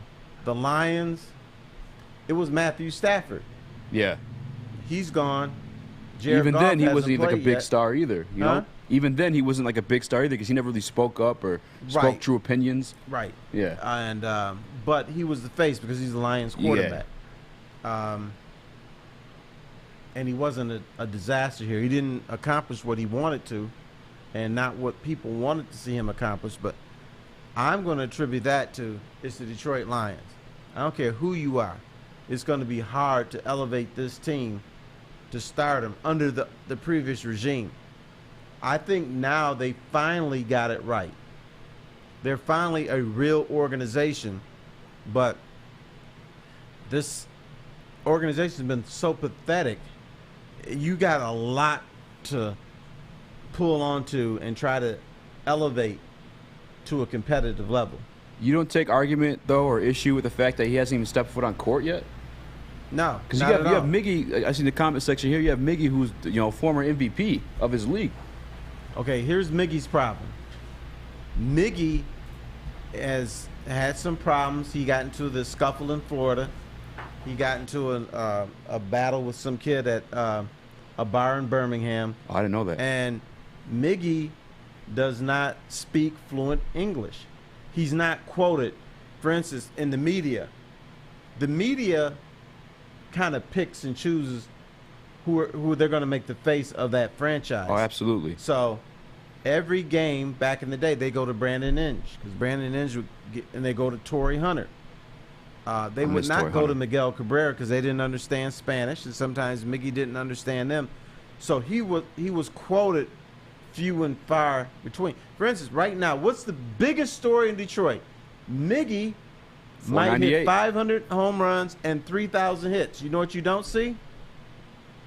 Miguel Cabrera quotes. That's a great point. And if you do, it's like the third or fourth quote in the story. Or if you see it on TV, it's A.J. Hinch talking about it or one of his teammates talking about it. It's not Miguel Cabrera. Now, is that like Can that be on Detroit media a little bit? Because I feel like we should be hyping this up a little bit more. And even when he won the Triple Crown, like, we don't have people who are fluent in Spanish and English to, like, kind of translate that, or it is on the media. Yeah. Now, a lot of times when I was covering the Tigers, I knew interviewing Miguel Cabrera was going to be tough. Yeah. But I would do it anyway. And sometimes I'd have to go to him 2 or 3 times to get a good interview. And sometimes he didn't trust dudes. Yeah. He's like, I'm a little busy today. Now, I'll tell you one time, I thought Miguel was blowing me off. I wanted to talk to him prior to a game. I think it was against Toronto or something. So I said, can we talk before the game? He said yes. He didn't show up. So I'm like, okay, I'm one of those dudes he's blowing off. So I was a little bit pissed. After the game, he tells me, come over here. He said he apologized for not showing up. It was some family stuff, and he got to the ballpark later than he wanted to. Can we do the interview now? I'm like, yeah, let's do it. But sometimes he wouldn't talk. There's certain dudes he wouldn't talk to. Like, no hablos inglés. Yeah, he wouldn't do that. He just, I don't have time today. What's up, Art? I'm going to steal Kennedy's pick for the face of Detroit. And let me preface this by saying that, sure, the man's been injured, but in his previous years, he's put up 21 goals and for each year playing with the Wings. And I love the kid's energy. Tyler Bertuzzi. I think that if he can get through, and he already got through the back surgery and everything, but if he could perform like what he's capable of, I think he could very easily beat out Larkin. I mean, sure, everybody looks at Larkin as the captain, and I get that, but I think he's got a promising future. He's been in the league for a couple of years now. He's undergone the surgeries. He's dealt with the injuries, but that's my vote for the new face of Detroit. That is possible, but I would say this: a lot of people don't know who Tyler Bertuzzi is. That's the problem too. That's what, like, you look at the kid. I mean, just look at him. He looks like a hocky player. Yep. He looks like a damn savage. Mm-hmm. Like, He does. there's another picture. I'll see if I can find. He's got a black eye. Like, that dude's ready to fuck shit I up. don't understand how he's so slept on too, given that his uncle is an absolute legend. Right. Like, he's got such a name to live up to, and it's like his uncle was here. Well, here's the thing. I don't think that he slept on, per se. I think hockey is slept on. Hockey is slept on. It Yeah. pisses me off. Yeah. Another thing, his uncle, they didn't want him here originally So stupid. because he had some very bad incidents. You know, he was putting people in the hospital, so it's like, don't bring this clown here. So- but then when he came here, okay, that's our clown now. Yeah. Exactly. That's how we do. I'm actually really good friends with his daughter, Jaden. Weird flex, and but okay. I'm joking. She's like, we're still like banned from Colorado. Like the Bertuzzis are. Oh, wow. Yeah. I can believe that. From Damn. like the state of or something. I'm like, they're not welcome there. And I'm like, that's iconic as hell. That That's is how iconic. you know you are a freaking awesome hockey player, because you were slamming hose into those boards, or not into the boards. I think that one of the best decisions that Yzerman has made is signing him to a 2-year extension, though. Like, honestly, like, he sees promise in the kid. The kid's, you know, Oh, yeah. Again, he hasn't been around for that long and been a professional for that long, but hopefully he's gotten the injuries out of the way, because I think he could be a star player with what Yzerman's doing with, you know, the realigning of the stars and bringing people in. Keeping Bertuzzi on was a good idea. I look at like the short ice time that he got last year, and I think he had like 9 points or 7 points Yeah, in the 9 season. points, 6 goals, 2 assists. Yeah, you know what I'm saying? So like he's definitely promising. And Harrison in the chat on YouTube says he also has beautiful eyes. You're not gonna lie. So, you know, it's between Harrison and Bertuzzi to figure that one out. They're kind of cockeyed when you stare at him for a long time. We're but, you know. talking about the face of the city. It's Cade. The Red Wings have had some great players over the league. No, but bullshit, I gotta stop you, though. Why are we talking about somebody who literally hasn't played a single, and not a single professional game, and we're like, it's Cade Cunningham! You wanna know why? I'll tell you why. Same why you're driving that limo. 10 Right. and 7 before they touch the field. No. That's different, though, because Now, I'll these tell you guys are why. playing in the Do you know league. who's going to make the money? You know, in college sports, they've got it so now that college athletes can make money. A lot of the top players are not going to make the money. It's going to be, I got 5 million on Instagram, or I can break dance. Those are the guys that are going to make the money. Yeah, I can break No, dance. that's it's actually not- super true. Huh? That's true. Right. I've been saying that. Like these guys that aren't even seeing the court, the field, whatever, are gonna find other ways to capitalize. Cause like during the Final Four in March Madness, I was following this kid from Michigan basketball actually, and he just has this TikTok account with him and his girlfriend. I don't ever think I saw him on the court, but that was like one of the only names I knew on Michigan basketball's team. Right. So, us hardcore sports people are not going to dictate who's going to be the face of a city. It's going to be those young guys out there. Cade Cunningham doesn't have to play yet. What Cade Cunningham did, he came in, masterful PR job. I love Detroit, which you don't get from athletes a lot of times. I love the city. I'm one of y'all. I'm wearing your stuff already. So, Detroit, all you got to do is show that you love us, and we will follow you. Here's what a great happens point. on the court is secondary. But here's what I see happening. I mean, could you imagine the crash? The crash that happens if Cade doesn't perform. I mean, listen, we've watched the highlight tapes. We've watched, what he's capable of. Casey's been very on him. Weaver's been very on him. But the thing is you can't be a face of a city when you haven't played a professional year. I say give it a year before we give him that stamp. I think David Schultz in the chat hit it right in the button. He said, and this is exactly what Terry said too, Cade has jumped in and embraced the city. No one else in any sport right now has done that. No. No one's embraced the culture of Let me Detroit ask you this. across all four what sports. What percentage chance do you think Cade Cunningham could fail here? Slight. I say there's 1 or 2%. Yeah, exactly. It's low. But what does it say to our city as a whole that our number one guy that we're like he's the face of Detroit? We're down bad. But listen, the fact that there's no one else, we've got all these professional teams. It's all within the city limits. We're so bad. Who do you like personally as an athlete in Detroit? That you say, you know Obviously, what? I pay money to go see this guy play. I like Bertuzzi. I like Larkin. But again, there's not a whole lot. Hawkinson, I think Hawkinson has progress. Was he phenomenal last year and above and beyond? No. But when you have players like Ragnow and you have players like Hawkinson, you have these players that are coming in that are performing, I have to give them credit. I wouldn't give them the face of the city. I think if anybody's the face of the city, but again, they haven't performed, you got to give it to somebody like Campbell. But again, he hasn't performed as a coach yet, so we don't know. I feel like the face has to be a question mark. I could see Dan Campbell. I could see people right now saying Dan Campbell's the face of the city. Absolutely. Because of his press conferences, because of his personality.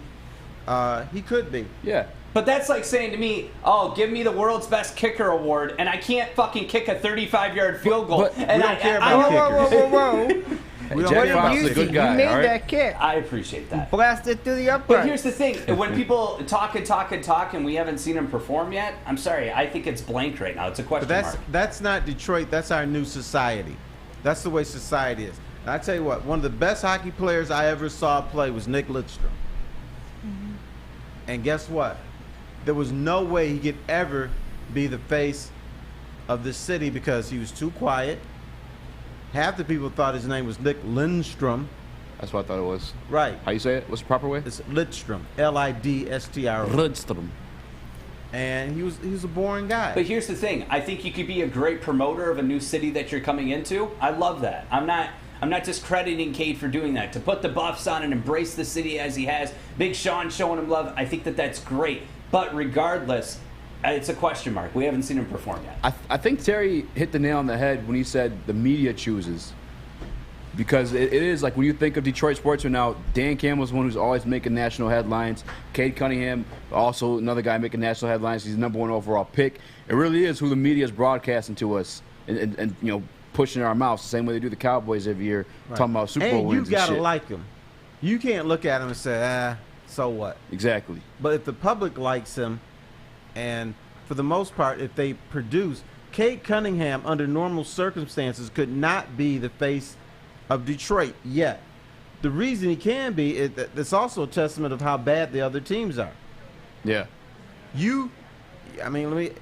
I'll throw this question. Who out there on Detroit sports team would you pay money to go see? Cade Cunningham. Who else? Dan Campbell. 1 and 2. Okay, that's it. That's all That's it for I me. need to hear.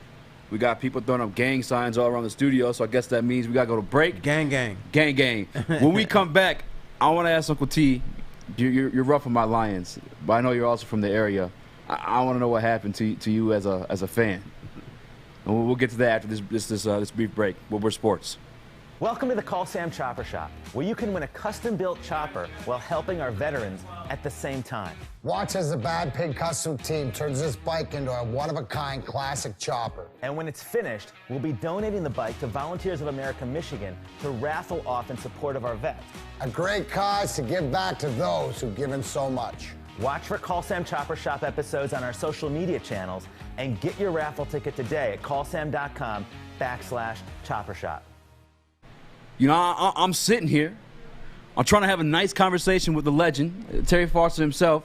We got Kennedy, Art, and Fish up here throwing gang signs everywhere. And now they tell me at 12:24, they're going to stop the conversation again. I'm Bunch of bullies. No, I'm getting the text. I'm getting yelled at from Stick WSN himself. You know, we got. Oh. Yeah. Yeah, now we got a listen. gang leader. Yeah. Oh, is that a bird? I don't want to get him in trouble. Yeah. No, I don't want to get in trouble either. I've been in enough trouble here. We all know that. Uncle T. Yes, sir. You're rough on my Lions, man. And I should be. You're from the area, though, so, like, you grew up a Lions fan, right? Right. Here's what I don't understand. As bad as the Lions have been, one playoff game victory in 60 years, why do people still give them the benefit of the doubt? Because we love them. You used to love them. What happened? They don't do shit. They come out here, they when they had that loser's mentality. They have a loser's mentality in that clubhouse. The two best players, check this out. You have Calvin Johnson and Barry Sanders, played a combined 19 years for the Detroit Lions. The Lions won one playoff game with two of the best players in NFL history. Both of them left like, I've got enough of this. I'm out. I'm in my prime. I don't care. I can't win here. I'd rather retire than play with this bullshit organization. So I'm supposed to say, hey, here come the Lions. I just want to know, and we've all been in it, where you're in beautiful singing voice. a really bad relationship, and you get out and you realize how bad it was. And I just feel like, Terry, you need a second team then. Like this limo, oh shit, this limo is coming through. He's not getting in. Gang. You guys aren't getting in. I mean, it's the last chance. Fish, go get me the limo keys because I'm leaving right now. 10 and 7 limo, you got to jump on. I put the keys on your desk, guard. You know what you can do with that limo? Hey, those tires are flat, my guy. Take it to the junkyard, put it up on slats, and crush it. And those big. Okay, I don't know what those things are called. The things the car crusher things. Yeah, we'll call them called. Terry, I don't think we've done a prediction with you. When you look at that schedule right behind you. I've told you several times. I think they're going to win 5 or 6 games. Can you pick 5 or 6 on that screen behind you? Can you give us? I could. I mean, he's got. I feel you got to digest it a little bit. You do got to digest it a little bit. All right, where do you see the first win coming? The Lions always trick around and they tease this community, and that's another reason I can't stand them. You're hurtful. They will win a game that's a big spread. They'll win the first game in San Francisco. There's no way. There's no way they win that first There's game. no way. Yes, they will. There's They no got a way they shitty beat quarterback. the 49ers. They're coming across the country. The Lions beat America. San Francisco. I'm saying after Halloween. First Halloween. Dude. The Eagles are on the damn schedule. Yeah, that's what I'm saying. Sorry, Halloween and after. They'll beat the Eagles. Halloween. That's like their in first 10 game. years. Halloween. They'll beat the 49ers, and this fool over here starts singing the Super Bowl shuffle.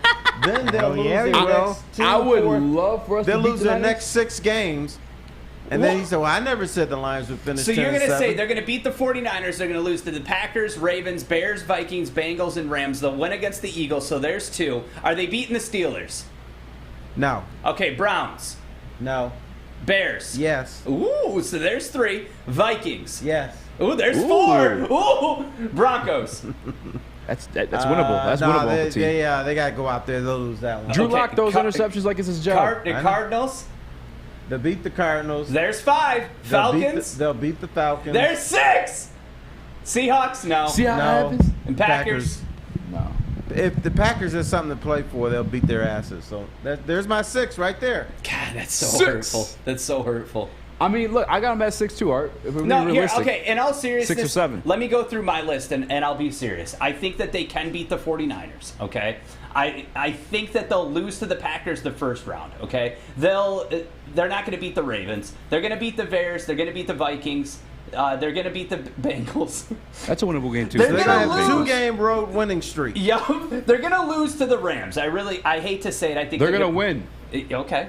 I'm going. The Eagles, they'll win. They're going to win the bye week, so that counts as a win. The Steelers, they're going to beat. The Browns, they'll beat. The Bears, they'll beat. And I think they'll go on a losing streak against the Vikings. They'll lose, and then second time. So you got them as road warriors. Oh, yeah. They're going to win at Chicago, Minnesota, Pittsburgh, and Cleveland. Yep. You know Cleveland got good. Cleveland's a shithole, and no one likes Ohio. It's a shithole, but that team is pretty good, though. No. We forgive you, Art. I'm not It's your first venture into Lions. Listen, passionate fandom. No, because truth be told, I watched the games, but I've cried the whole time. I'm sick of being a little punk ass bitch. I got the Lions limo keys. Me and Crackman got the tickets, and it's gonna happen. It's gonna happen. The energy of this team. This is what I got. I got lost to the 49ers.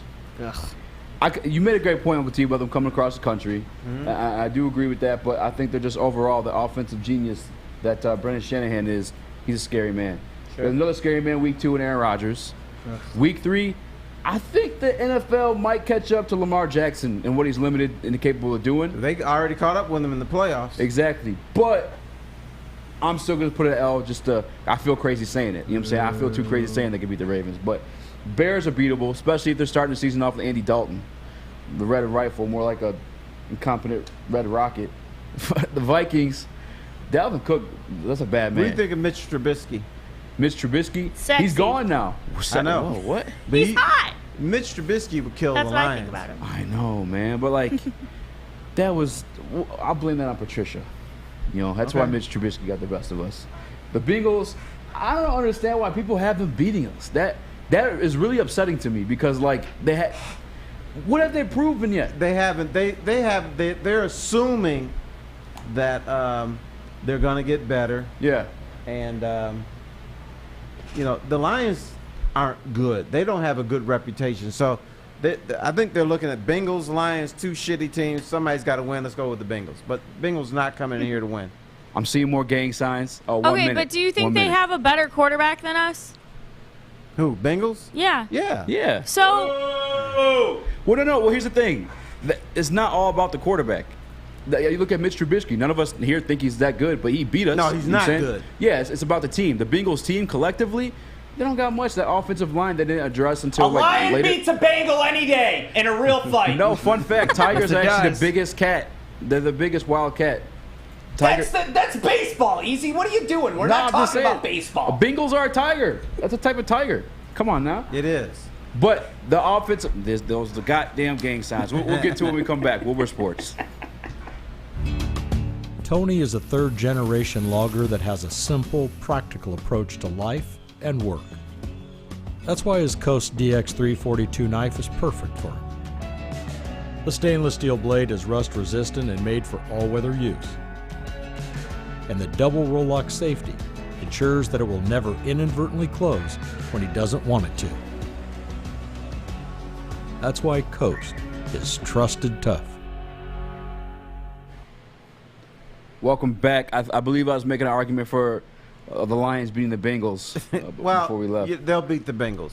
I don't understand in this town that we got to act like the Lions are a real team. for years, and I'm not talking about now, but for year after year after year, I get into so many arguments with Lion fans, and they act like they've done something. Yeah. But they, every year it's like, this is the year. You just watch T-Man. They're going to make you look bad. All right, I have a question, though, because you were a fan at one point, right? Correct? When I was a kid. Was there like a heartbreaking moment where you were just like, fuck this team? I was like 8 or 9 years old. I forgot. Anyway, it's a warm day. They're playing at New Orleans. And so I'm thinking, all right, I'm going to go out. We're going to play some football. I'm going to be excited because the Lions are winning the game. Fucking Tom Dempsey with a half a foot kicks a 63-yard field goal to beat the Lions. Did he really have half a foot? Yes, he did. I was so pissed off. Did he really have And it was like he had a wooden shoe or something. Oh, that's so he cheating. comes out with a wooden shoe, half a foot. It wasn't even soccer style. Kicks a 63-yard field goal. I was like, I'm done with these dudes. But Terry, listen. You can't say you're gonna look at. I'm gonna have the camera on you in a second. I want you to look into the camera and say that all of this talk from Dan Campbell and the whole team and Goff and Jamal Williams, that hasn't like put a spark in you to where they got something here. Dan Campbell's put a spark in me, but not for the reasons that he's put a spark in everybody else. When people talk about Dan Campbell, they talk about busted kneecaps and how crazy he is. Dan Campbell said something I've never heard a Lions coach say. We're going to try to build a team and attack other teams' weaknesses. And I've been told it's the thing that the Lions have failed to do. They don't look at their division and say, here's what Green Bay does bad. Here's what Minnesota does bad. Here's what Chicago does bad. We're going to attack that. They just try to go out and play football. But Dan Campbell has said, amongst all this firestorm, the Bremen firestorm, we're going to attack people's weaknesses. I think Holmes wants to draft that way. So the Lions finally are talking in a way that the rest of the NFL said, y'all should have been talking about this decades ago. Yeah, I agree, actually, because the same point that he made resonated with me, too, because when I heard that, I looked at, and not philosophy-wise in the way they play the game, but the Patriots, week to week, you never knew what they're going to bring. There would be games where Tom Brady would only throw the football 12 times because they're just pounding the ball. Next week, they threw the ball 50 times. It was a different, like, there was no identity to the team. You know what I'm saying? They camouflaged to who they were playing and attacked their weaknesses. And I think that's what you should do. I mean, granted, everything's easier said than done, but like you said, everyone's going to say, well, what we're going to do. We're actually like coaching, game planning, scheming against every different team individually. Here's what the Lions have done over the years. When other teams said, we're going to do a West Coast offense. When defenses finally figured out the West Coast offense, they're done. The Lions say, hey, we're going to come up with the West Coast offense too. Except they call it the Great Lakes offense. All right? Or when everybody had certain defenses figured out, certain offenses figured out, the Lions said, damn it, that's what we're going to do. It worked in Miami 4 years ago, so damn it, here we go. Yeah. This hurts. So they were always reacting instead of trying to be proactive. This hurts. And you know what hurts even more is this comment from Mike G, who says Northwestern Tech can beat the Lions. No, but I think the identity of this team is going to be competitiveness. Not the West Coast style offense, not the I formation, nothing like that. It's competitiveness. We're coming to compete, and like you said, hopefully, I can't speak on for sure, but here's what it's about. They want this team to be a bunch of wild motherfuckers. Yes. Now, the other thing, the reason I don't like the Lions is they would draft choir boys. Everybody, not that they're bad players. Barry Sanders, quiet. Calvin Johnson, quiet. You don't like someone like a Jamal Williams who even during the interviews is like he's out there and he's entertaining. Okay, that's what he's saying now. That's what they're doing now. Yeah. I'm talking about in the past. Yeah. They didn't want to deal with Randy Moss, so they just said, we're going to draft Terry Fair because he's a nice guy. That's what I don't like. Then they brought in a thug, and they didn't know how to handle him, Ndamukong Suh. He came in kicking ass, being an asshole, And I was like, okay, we don't like this. And, and some of the stuff he did I didn't like either. But instead of, they should have tried to embrace him a little bit more, even though I think the Lions' reputation was so weak then Ndamukong Suh was looking to get out before he even got in here. As a fan, that was my favorite brand of Lion footballs too. Was the Jim Schwartz era with Ndamukong Suh, where like we may not win, we may not lose, but you're coming to compete. You know what I'm saying? Like, your team's going to know you guys played against Ndamukong Suh and the Lions today. You know what I'm saying? We're coming to fuck you up. There may be some late hits on the quarterback. You know what I'm saying? You're going to know. No. Drop the maybe. There were late hits. There were late hits on the quarterback. And Ndamukong Suh was an asshole. Yeah. But it was just even the sacks he made, it was just like reviving. And I think that's what it takes to turn around something as ugly as the 0-16 seasons were. And Jim Schwartz kind of I tell you another one of my favorite guys, and he was a Lions coach, John Tierlink. Here's what John Tierlink did. He came in here, and the Lions will always say, we're going to be aggressive, and they back down. No, we don't want to do that because we don't have the talent. John Tierlink would challenge his defense. We're attacking the quarterback. If you get a quarterback sack, let's say you're going to sack I'm going blank on a quarterback. Let's Aaron say Rodgers. Aaron Rodgers. If you sack his ass 3 times, guess what I'm going to do? I'm going to get 3 cutouts of Aaron Rodgers, and I am pasting him up above your locker. That, you sacked him 3 times. That's smart. If you get Patrick Mahomes 3 times, I'm putting 3 of his thing on your locker. Dudes love that stuff.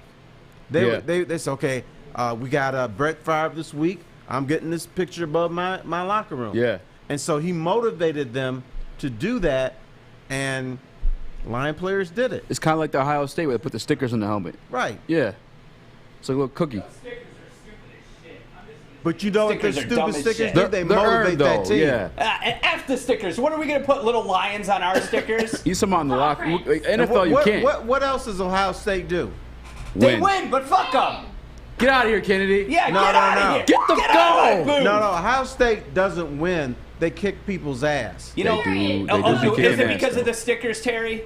The stickers play a role in it. They do. What else? Start giving me stickers. You don't need to give me more money. Just give me. You did a good job. If they beat sticker. Michigan, they get gold pants. God, stuff like that motivates athletes.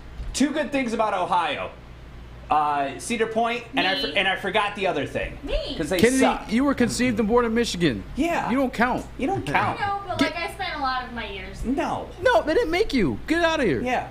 Drew Carey Show. There's the other good thing from Ohio. I have family in Ohio. Debatable. Fuck We got Ohio WKRP State. in Cincinnati. You said what? You know what else is great in Ohio? Grater's ice cream. Try it. Let's do it. That shit is good. Yeah, they've got ice cream. We've got Mackinac fudge. What's next? Oh, we got Superman too. And we got Superman ice cream. Blue Moon. Okay. I mean, I'm just saying. Don't start turning into ice an cream is Ohio pretty fan on good. this show. No. I'm on Michigan. I I'm hope a Michigan so. man. I'm just saying. They got a couple good things. We put Mike G said we put little Simba stickers on the helmets. We'll go to the Super Bowl. Stickers don't mean shit. I wonder They if work. Urban will do that with the Jags.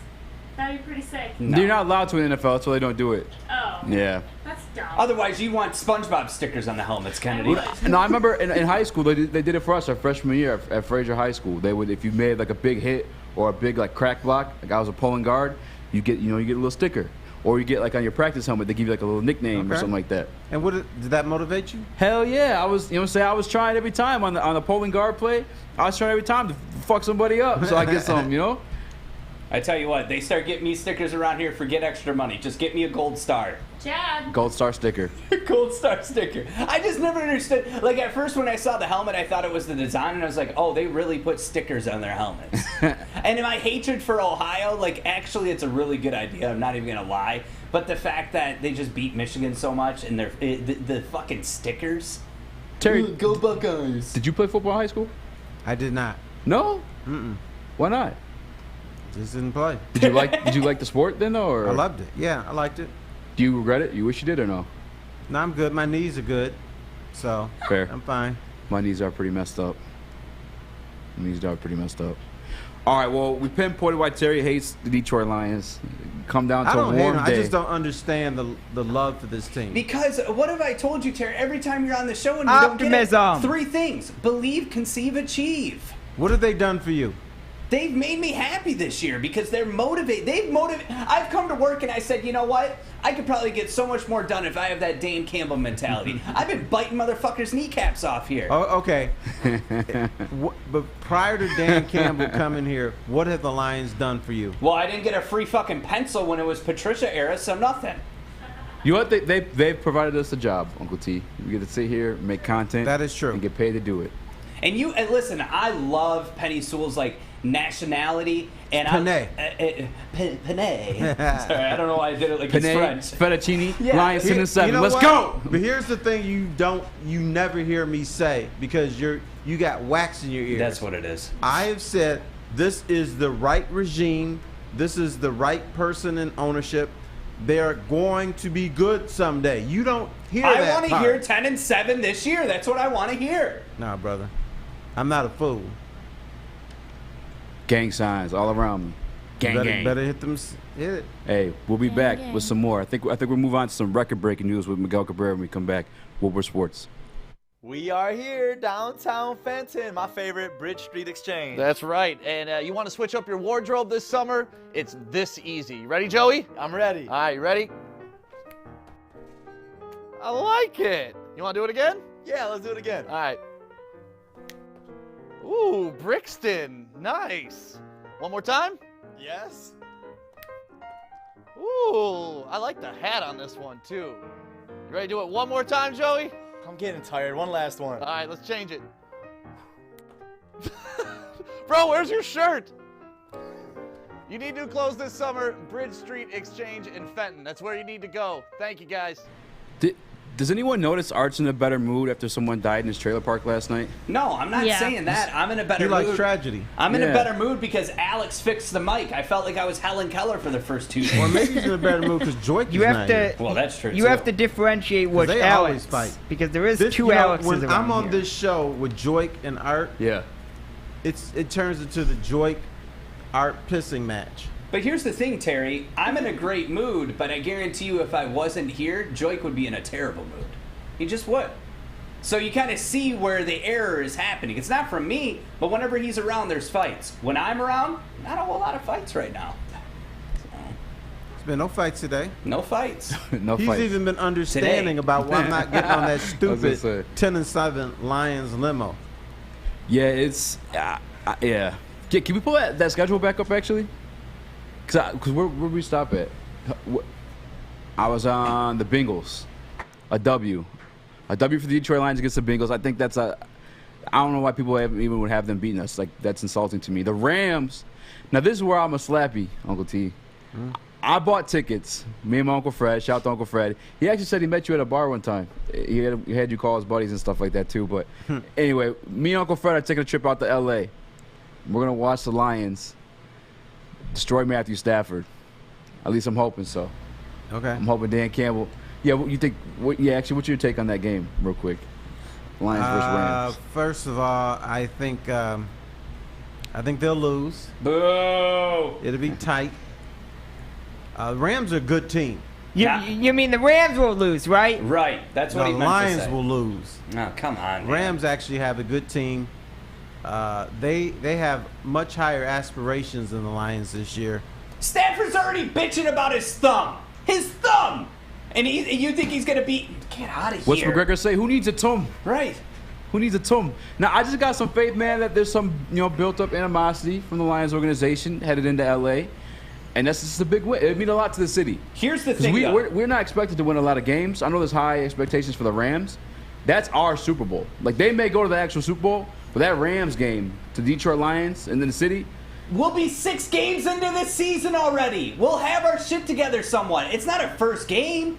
We've got Packers, 49ers, Ravens, Bears, Vikings, Bengals, and then the Rams. We'll already have what it's like to be a team together and actually be on the field. And guess what? The Rams will have 6 games under their belt, too. Yeah, but you know what? No, yeah, that's a thing. They won't have the beautiful and talented Jared Goff. And they'll have a better quarterback. No! So a better defense. No! I have us rallying up to beat the Rams. That's a little bit slapping me. I'll fully admit that's like the. Well, you're going out there to have a good time. Yeah, you know what I'm saying? I'm a trial for some movies. If I don't come back, that means I made it. But the Eagles, inexperienced quarterback in Jalen Hurts. I think that's winnable. We also already have film on him from like the second half of last season. The Steelers, I like Big Ben, but I think he's really hurting the organization by coming back this year. He is not the same dude at all. He can barely throw the football, it looks like. And he's like Simone Biles now. I'm a little bit done. Yeah, no, that's it. The Browns are going to utterly destroy us. That is the cleanest run game in the NFL right now to watch. It's the prettiest run game for me. Nick Chubb and what's the other dude's name they got too? He used to be the Kansas City Chiefs. I know his name. I just can't tell you right now. Either way, he's good. Kareem Hunt. Yeah. Nice duo. The Bears I hate the Bears more than anything. I hate the Bears with a passion. And the misconception is the Lions always win on Thanksgiving. That's not true. Yeah, they have a losing record on Thanksgiving. It'll be true this year. Really? Overall, it's a losing record on Thanksgiving? God damn. What? I mean, obviously the Vikings, I think Dalvin Cook is going to fuck us up again.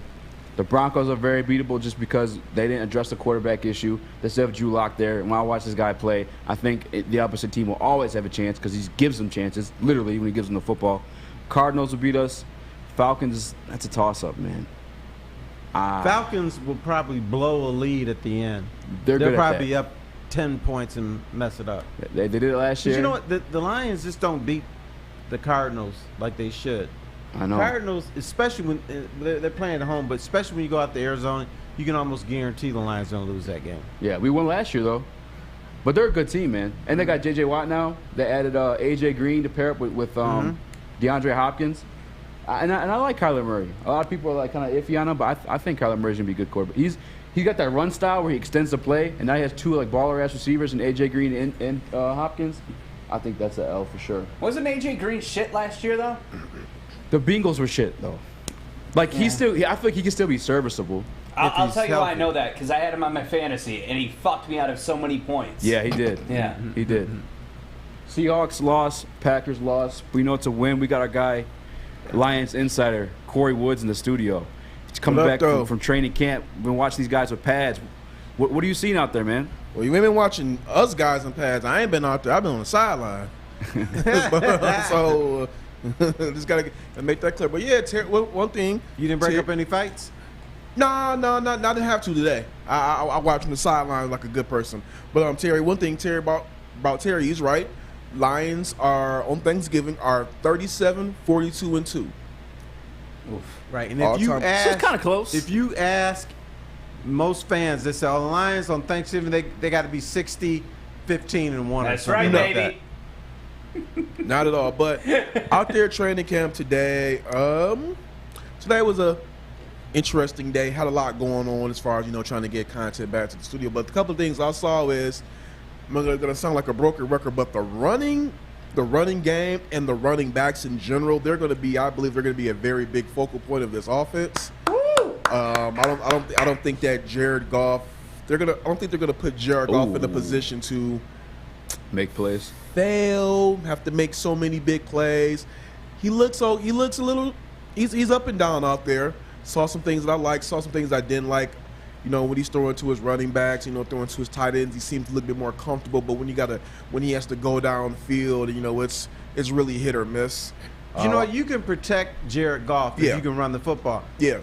Make Jared Goff throw the ball on 3rd and 3 and not 3rd and 12.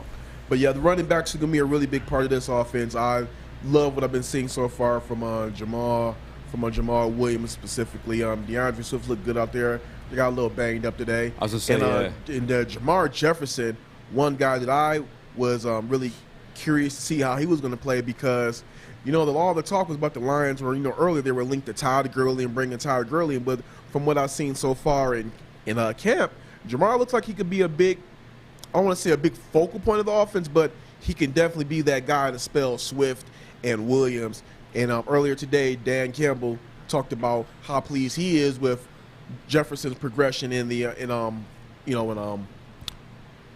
training camp so far.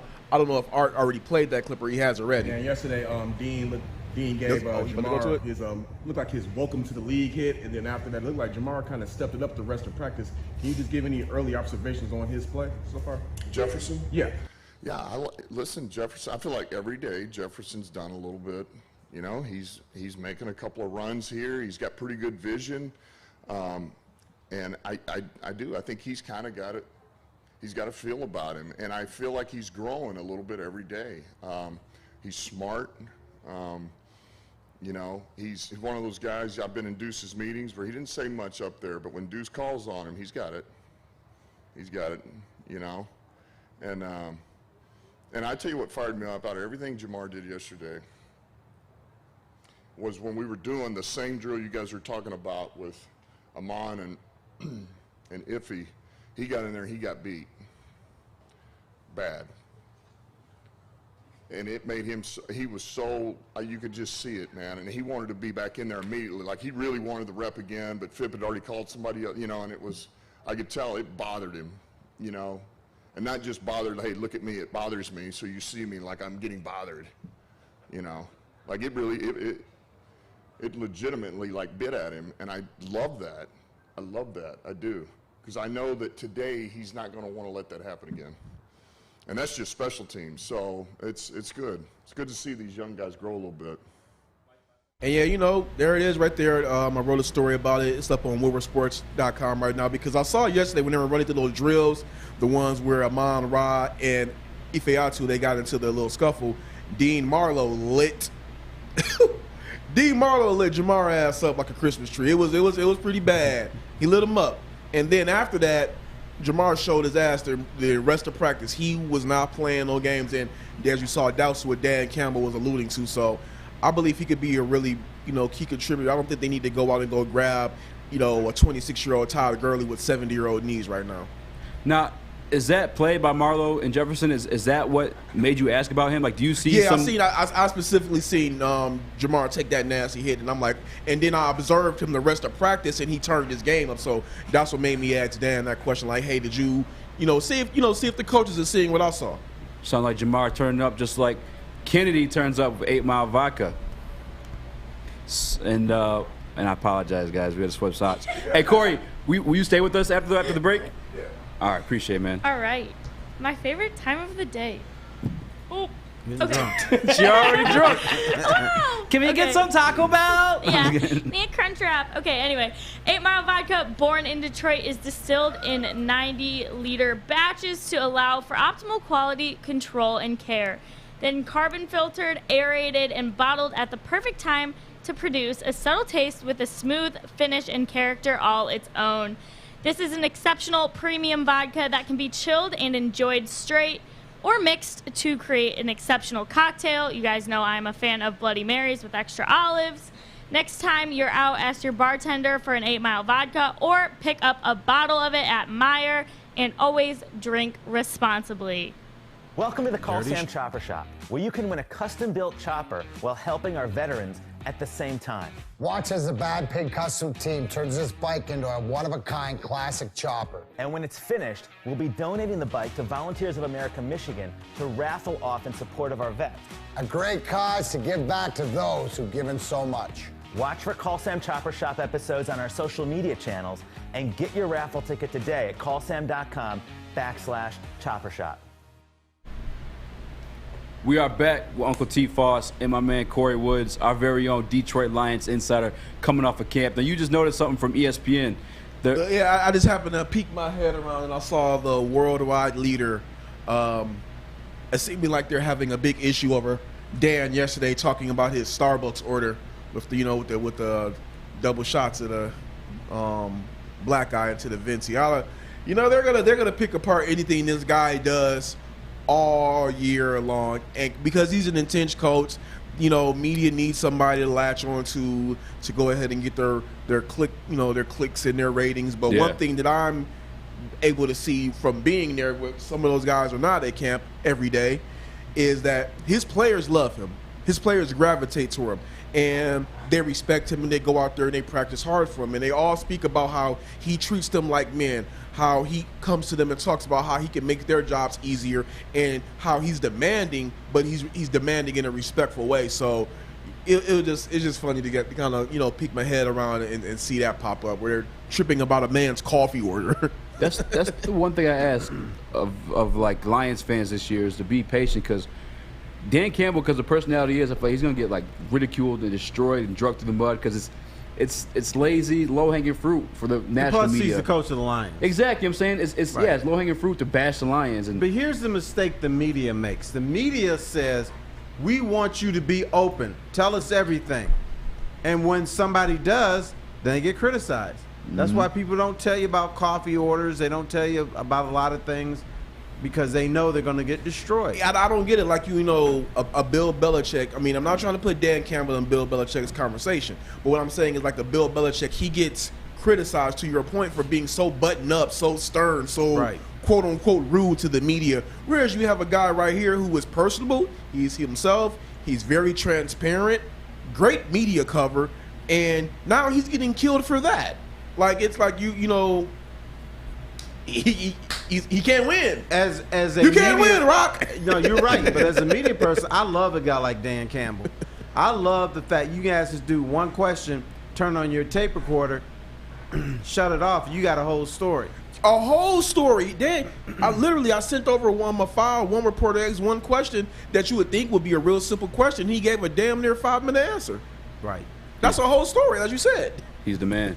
Corey, since pads come on, have you paid attention at all? Were you able to pay attention to, like, the offensive line? Like, are they coming together at all as a unit, or the defense? You know what? I wrote some notes down. I'm going to try to remember them verbatim because there is a former Lions great out there who I was talking to about. I don't want to, name drop him because I don't know how he feels about, network stuff like that. But I was talking to him, asking him, some questions about the lineup, and he was noticing the differences between the first team with the O-line and the second team, whereas the splits with the first team were so close together, whereas with the second team, their splits were a little bit more wider. And he said with their splits being so tight, it could be pretty congested. And he said back in his day when he was playing, their splits were a little bit wider for guys like Barry Sanders. They could be able to go ahead and hit them gaps and be out. Lomas Brown. I was talking Lomas Brown. I was about to say, yeah. I just didn't know. I don't know if my man want to be.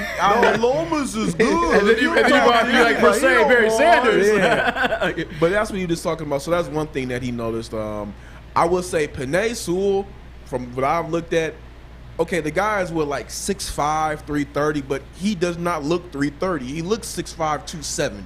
Yeah. I'm thinking it could be just because he's real lean. But yesterday I seen him. He was nasty out there. Like, Dan thought that going into practice he was going to get pushed around a little bit, and Penei wasn't getting pushed around. He definitely showed that even though he doesn't look what his size says, he has a mean streak.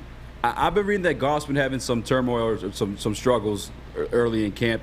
Is that like from the defensive side and like their pressure, or you think he's just still like gripping the offense? And I believe there are some guys that are still having rust out there. Goff alluded to that on Saturday, and it's a long camp. I think he's trying to get a little bit more comfortable with the offense.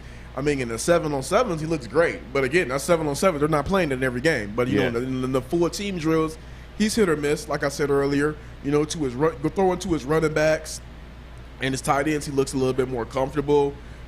When he's cast to go downfield and throw to his receivers, it's a little shaky. I will say that the defense, I believe that the defense has had a lot to do with that. Not necessarily all Goff. Like, there were some things from him I didn't see great. There are a few passes I didn't see that look good. But also, I think a lot had to do with the secondary.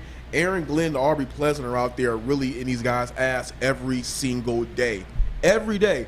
And there was one part where they were running a drill where Pleasant just lit them up. And when I wrote about it last week, guys did not go over there and get mad and to the sidelines and were sulking. They were over there like, damn, I messed up. Oh, I could have did that better. Or they were coaching each other like, hey, bro, you could have did this, and they were nodding their heads. It was all constructive. And then when they were out there and they did something great, Pleasant, Glenn, first guys on the field to run and get in their face and say good ass job and everything like that. A variation of good ass job. They didn't say that verbatim, but one thing you have to understand about Jared Goff, it's going to take him a minute. Yeah. Because you have to understand, he was with a coaching staff that gave up on him. Yeah. And said, we don't want you. So then he didn't ask to get traded. All of a sudden he's in Detroit, and if he's listening to the talk, people here say, stopgap, not that good. 25th best quarterback in the NFL. They always say they don't hear it, but they hear that. Oh yeah. He hears that He may not be that great. He hears that he's not deserving to be a number 1 pick, so he's got to adjust a little bit to this area. And I think it's difficult in the NFL. Dudes are never what they were, or the new team that they were with an old team, because everything is new. You got to get used to guys. You got to, you're gonna have to give this guy time. But one guy said today, "Hey, that was a good handoff by Goff." Damn. But the running back again. Not to sound like a broken record, the running backs are going to be a very big part of this offense, and they look damn good. I don't know if the Lions are going to have their, I think too much emphasis is being placed on the Lions having a 1,000-yard rusher, their first 1,000-yard rusher since Reggie Bush, but the running back committee they have going on right now with the way Deuce Staley is on those guys out there, I believe that the Lions will have a formidable running game. They won't have one of the league's worst again this year. I don't see that right now with the way that the line is performing and the way those guys are running. That's been the strongest focal point of their offense that I've seen. And also too, T.J. Hockenson, he looks great. He looks looks great too. But another guy one of the other things I will say that's really good for Lions, and hopefully you don't have to go to the backup quarterback, but the Detroit version of TB12, Tim Boyle, he throws a pretty nice. He throws a nice deep ball. He's throwing some deep balls where everybody's like, okay. When we signed him, there was a Packers reporter that tweeted out. He said, "Don't be surprised if Tim Boyle uproots Jared Goff for that starting quarterback position." We thought it was Packers being arrogant. I don't think it's that serious yet, but I would just say the guy he looks really good in practice. But if he has to take over, it won't be a total disaster. If he had to take over, it's not oh crap, it's danger. Now we started off the show. Let us know that Deandre Swift, took some time off for practice. He looked like he was banged up, and so was Okora. Any updates on what was going on with those guys? Okora looked like he had like a chest injury of some sort. I personally didn't observe it. One of the other writers told me I was kind of like getting the story out, but Swift looked a little bit banged up. There's no news on them yet that I've heard. I'm gonna hop right to it as soon as I get out of here with you guys and go see what's going on. But yeah. Hey man, I appreciate you coming through and filling us in. From what you see of Penei Sewell, will he be good enough to shut up the Justin Fields? They should have drafted Justin Fields people. Well, in my opinion, yes, he will be good enough. The thing about it is, those running backs, they got to go through them holes. When him along with the rest of the line provide Jared Goff that time, that he's been getting some great time in the pocket, he has to go out there and perform. But from looking at Penei and just from hearing from other writers and former players out there, really the former players that have been out there, Penei's doing pretty damn good. Hell yeah. Sounds great. Hell yeah. Corey, man, I appreciate you. Appreciate everything you do for us as a network. And, hey, man, I'm glad to see you out there. It's another question. Are you enjoying yourself? I'm enjoying myself. It's a lot going on out there. There's a lot going on, something new every day. I was supposed to go to training camp last year, but this thing called COVID happened.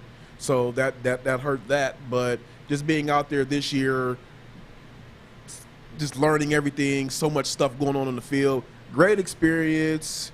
Learning a lot, seeing a lot, and just taking everything I can and bringing it back to make Woodward Sports Network better and make sure we get the most exclusive I got a critical possible. question. Those shorts you wearing, the A, does that stand for Alabama, Arizona, or Alma College? That stands for AYV. My friends Melody and Kool-Aid, they have a store in Royal Oak, so this is his brand. I told him that I needed some shorts that or at least at the knee or a little bit below the knee, because right now they got all these shorts you sell in the stores. They showing too much thigh, and I'm just trying to be comfortable. I'm not trying to sell sex. No. He trying to cover up them rusty kneecaps. That's what he's trying to do. My kneecaps good. I put lotion on it, but I ain't trying to be out here, in John Stockton, Isaiah Thomas joint. So.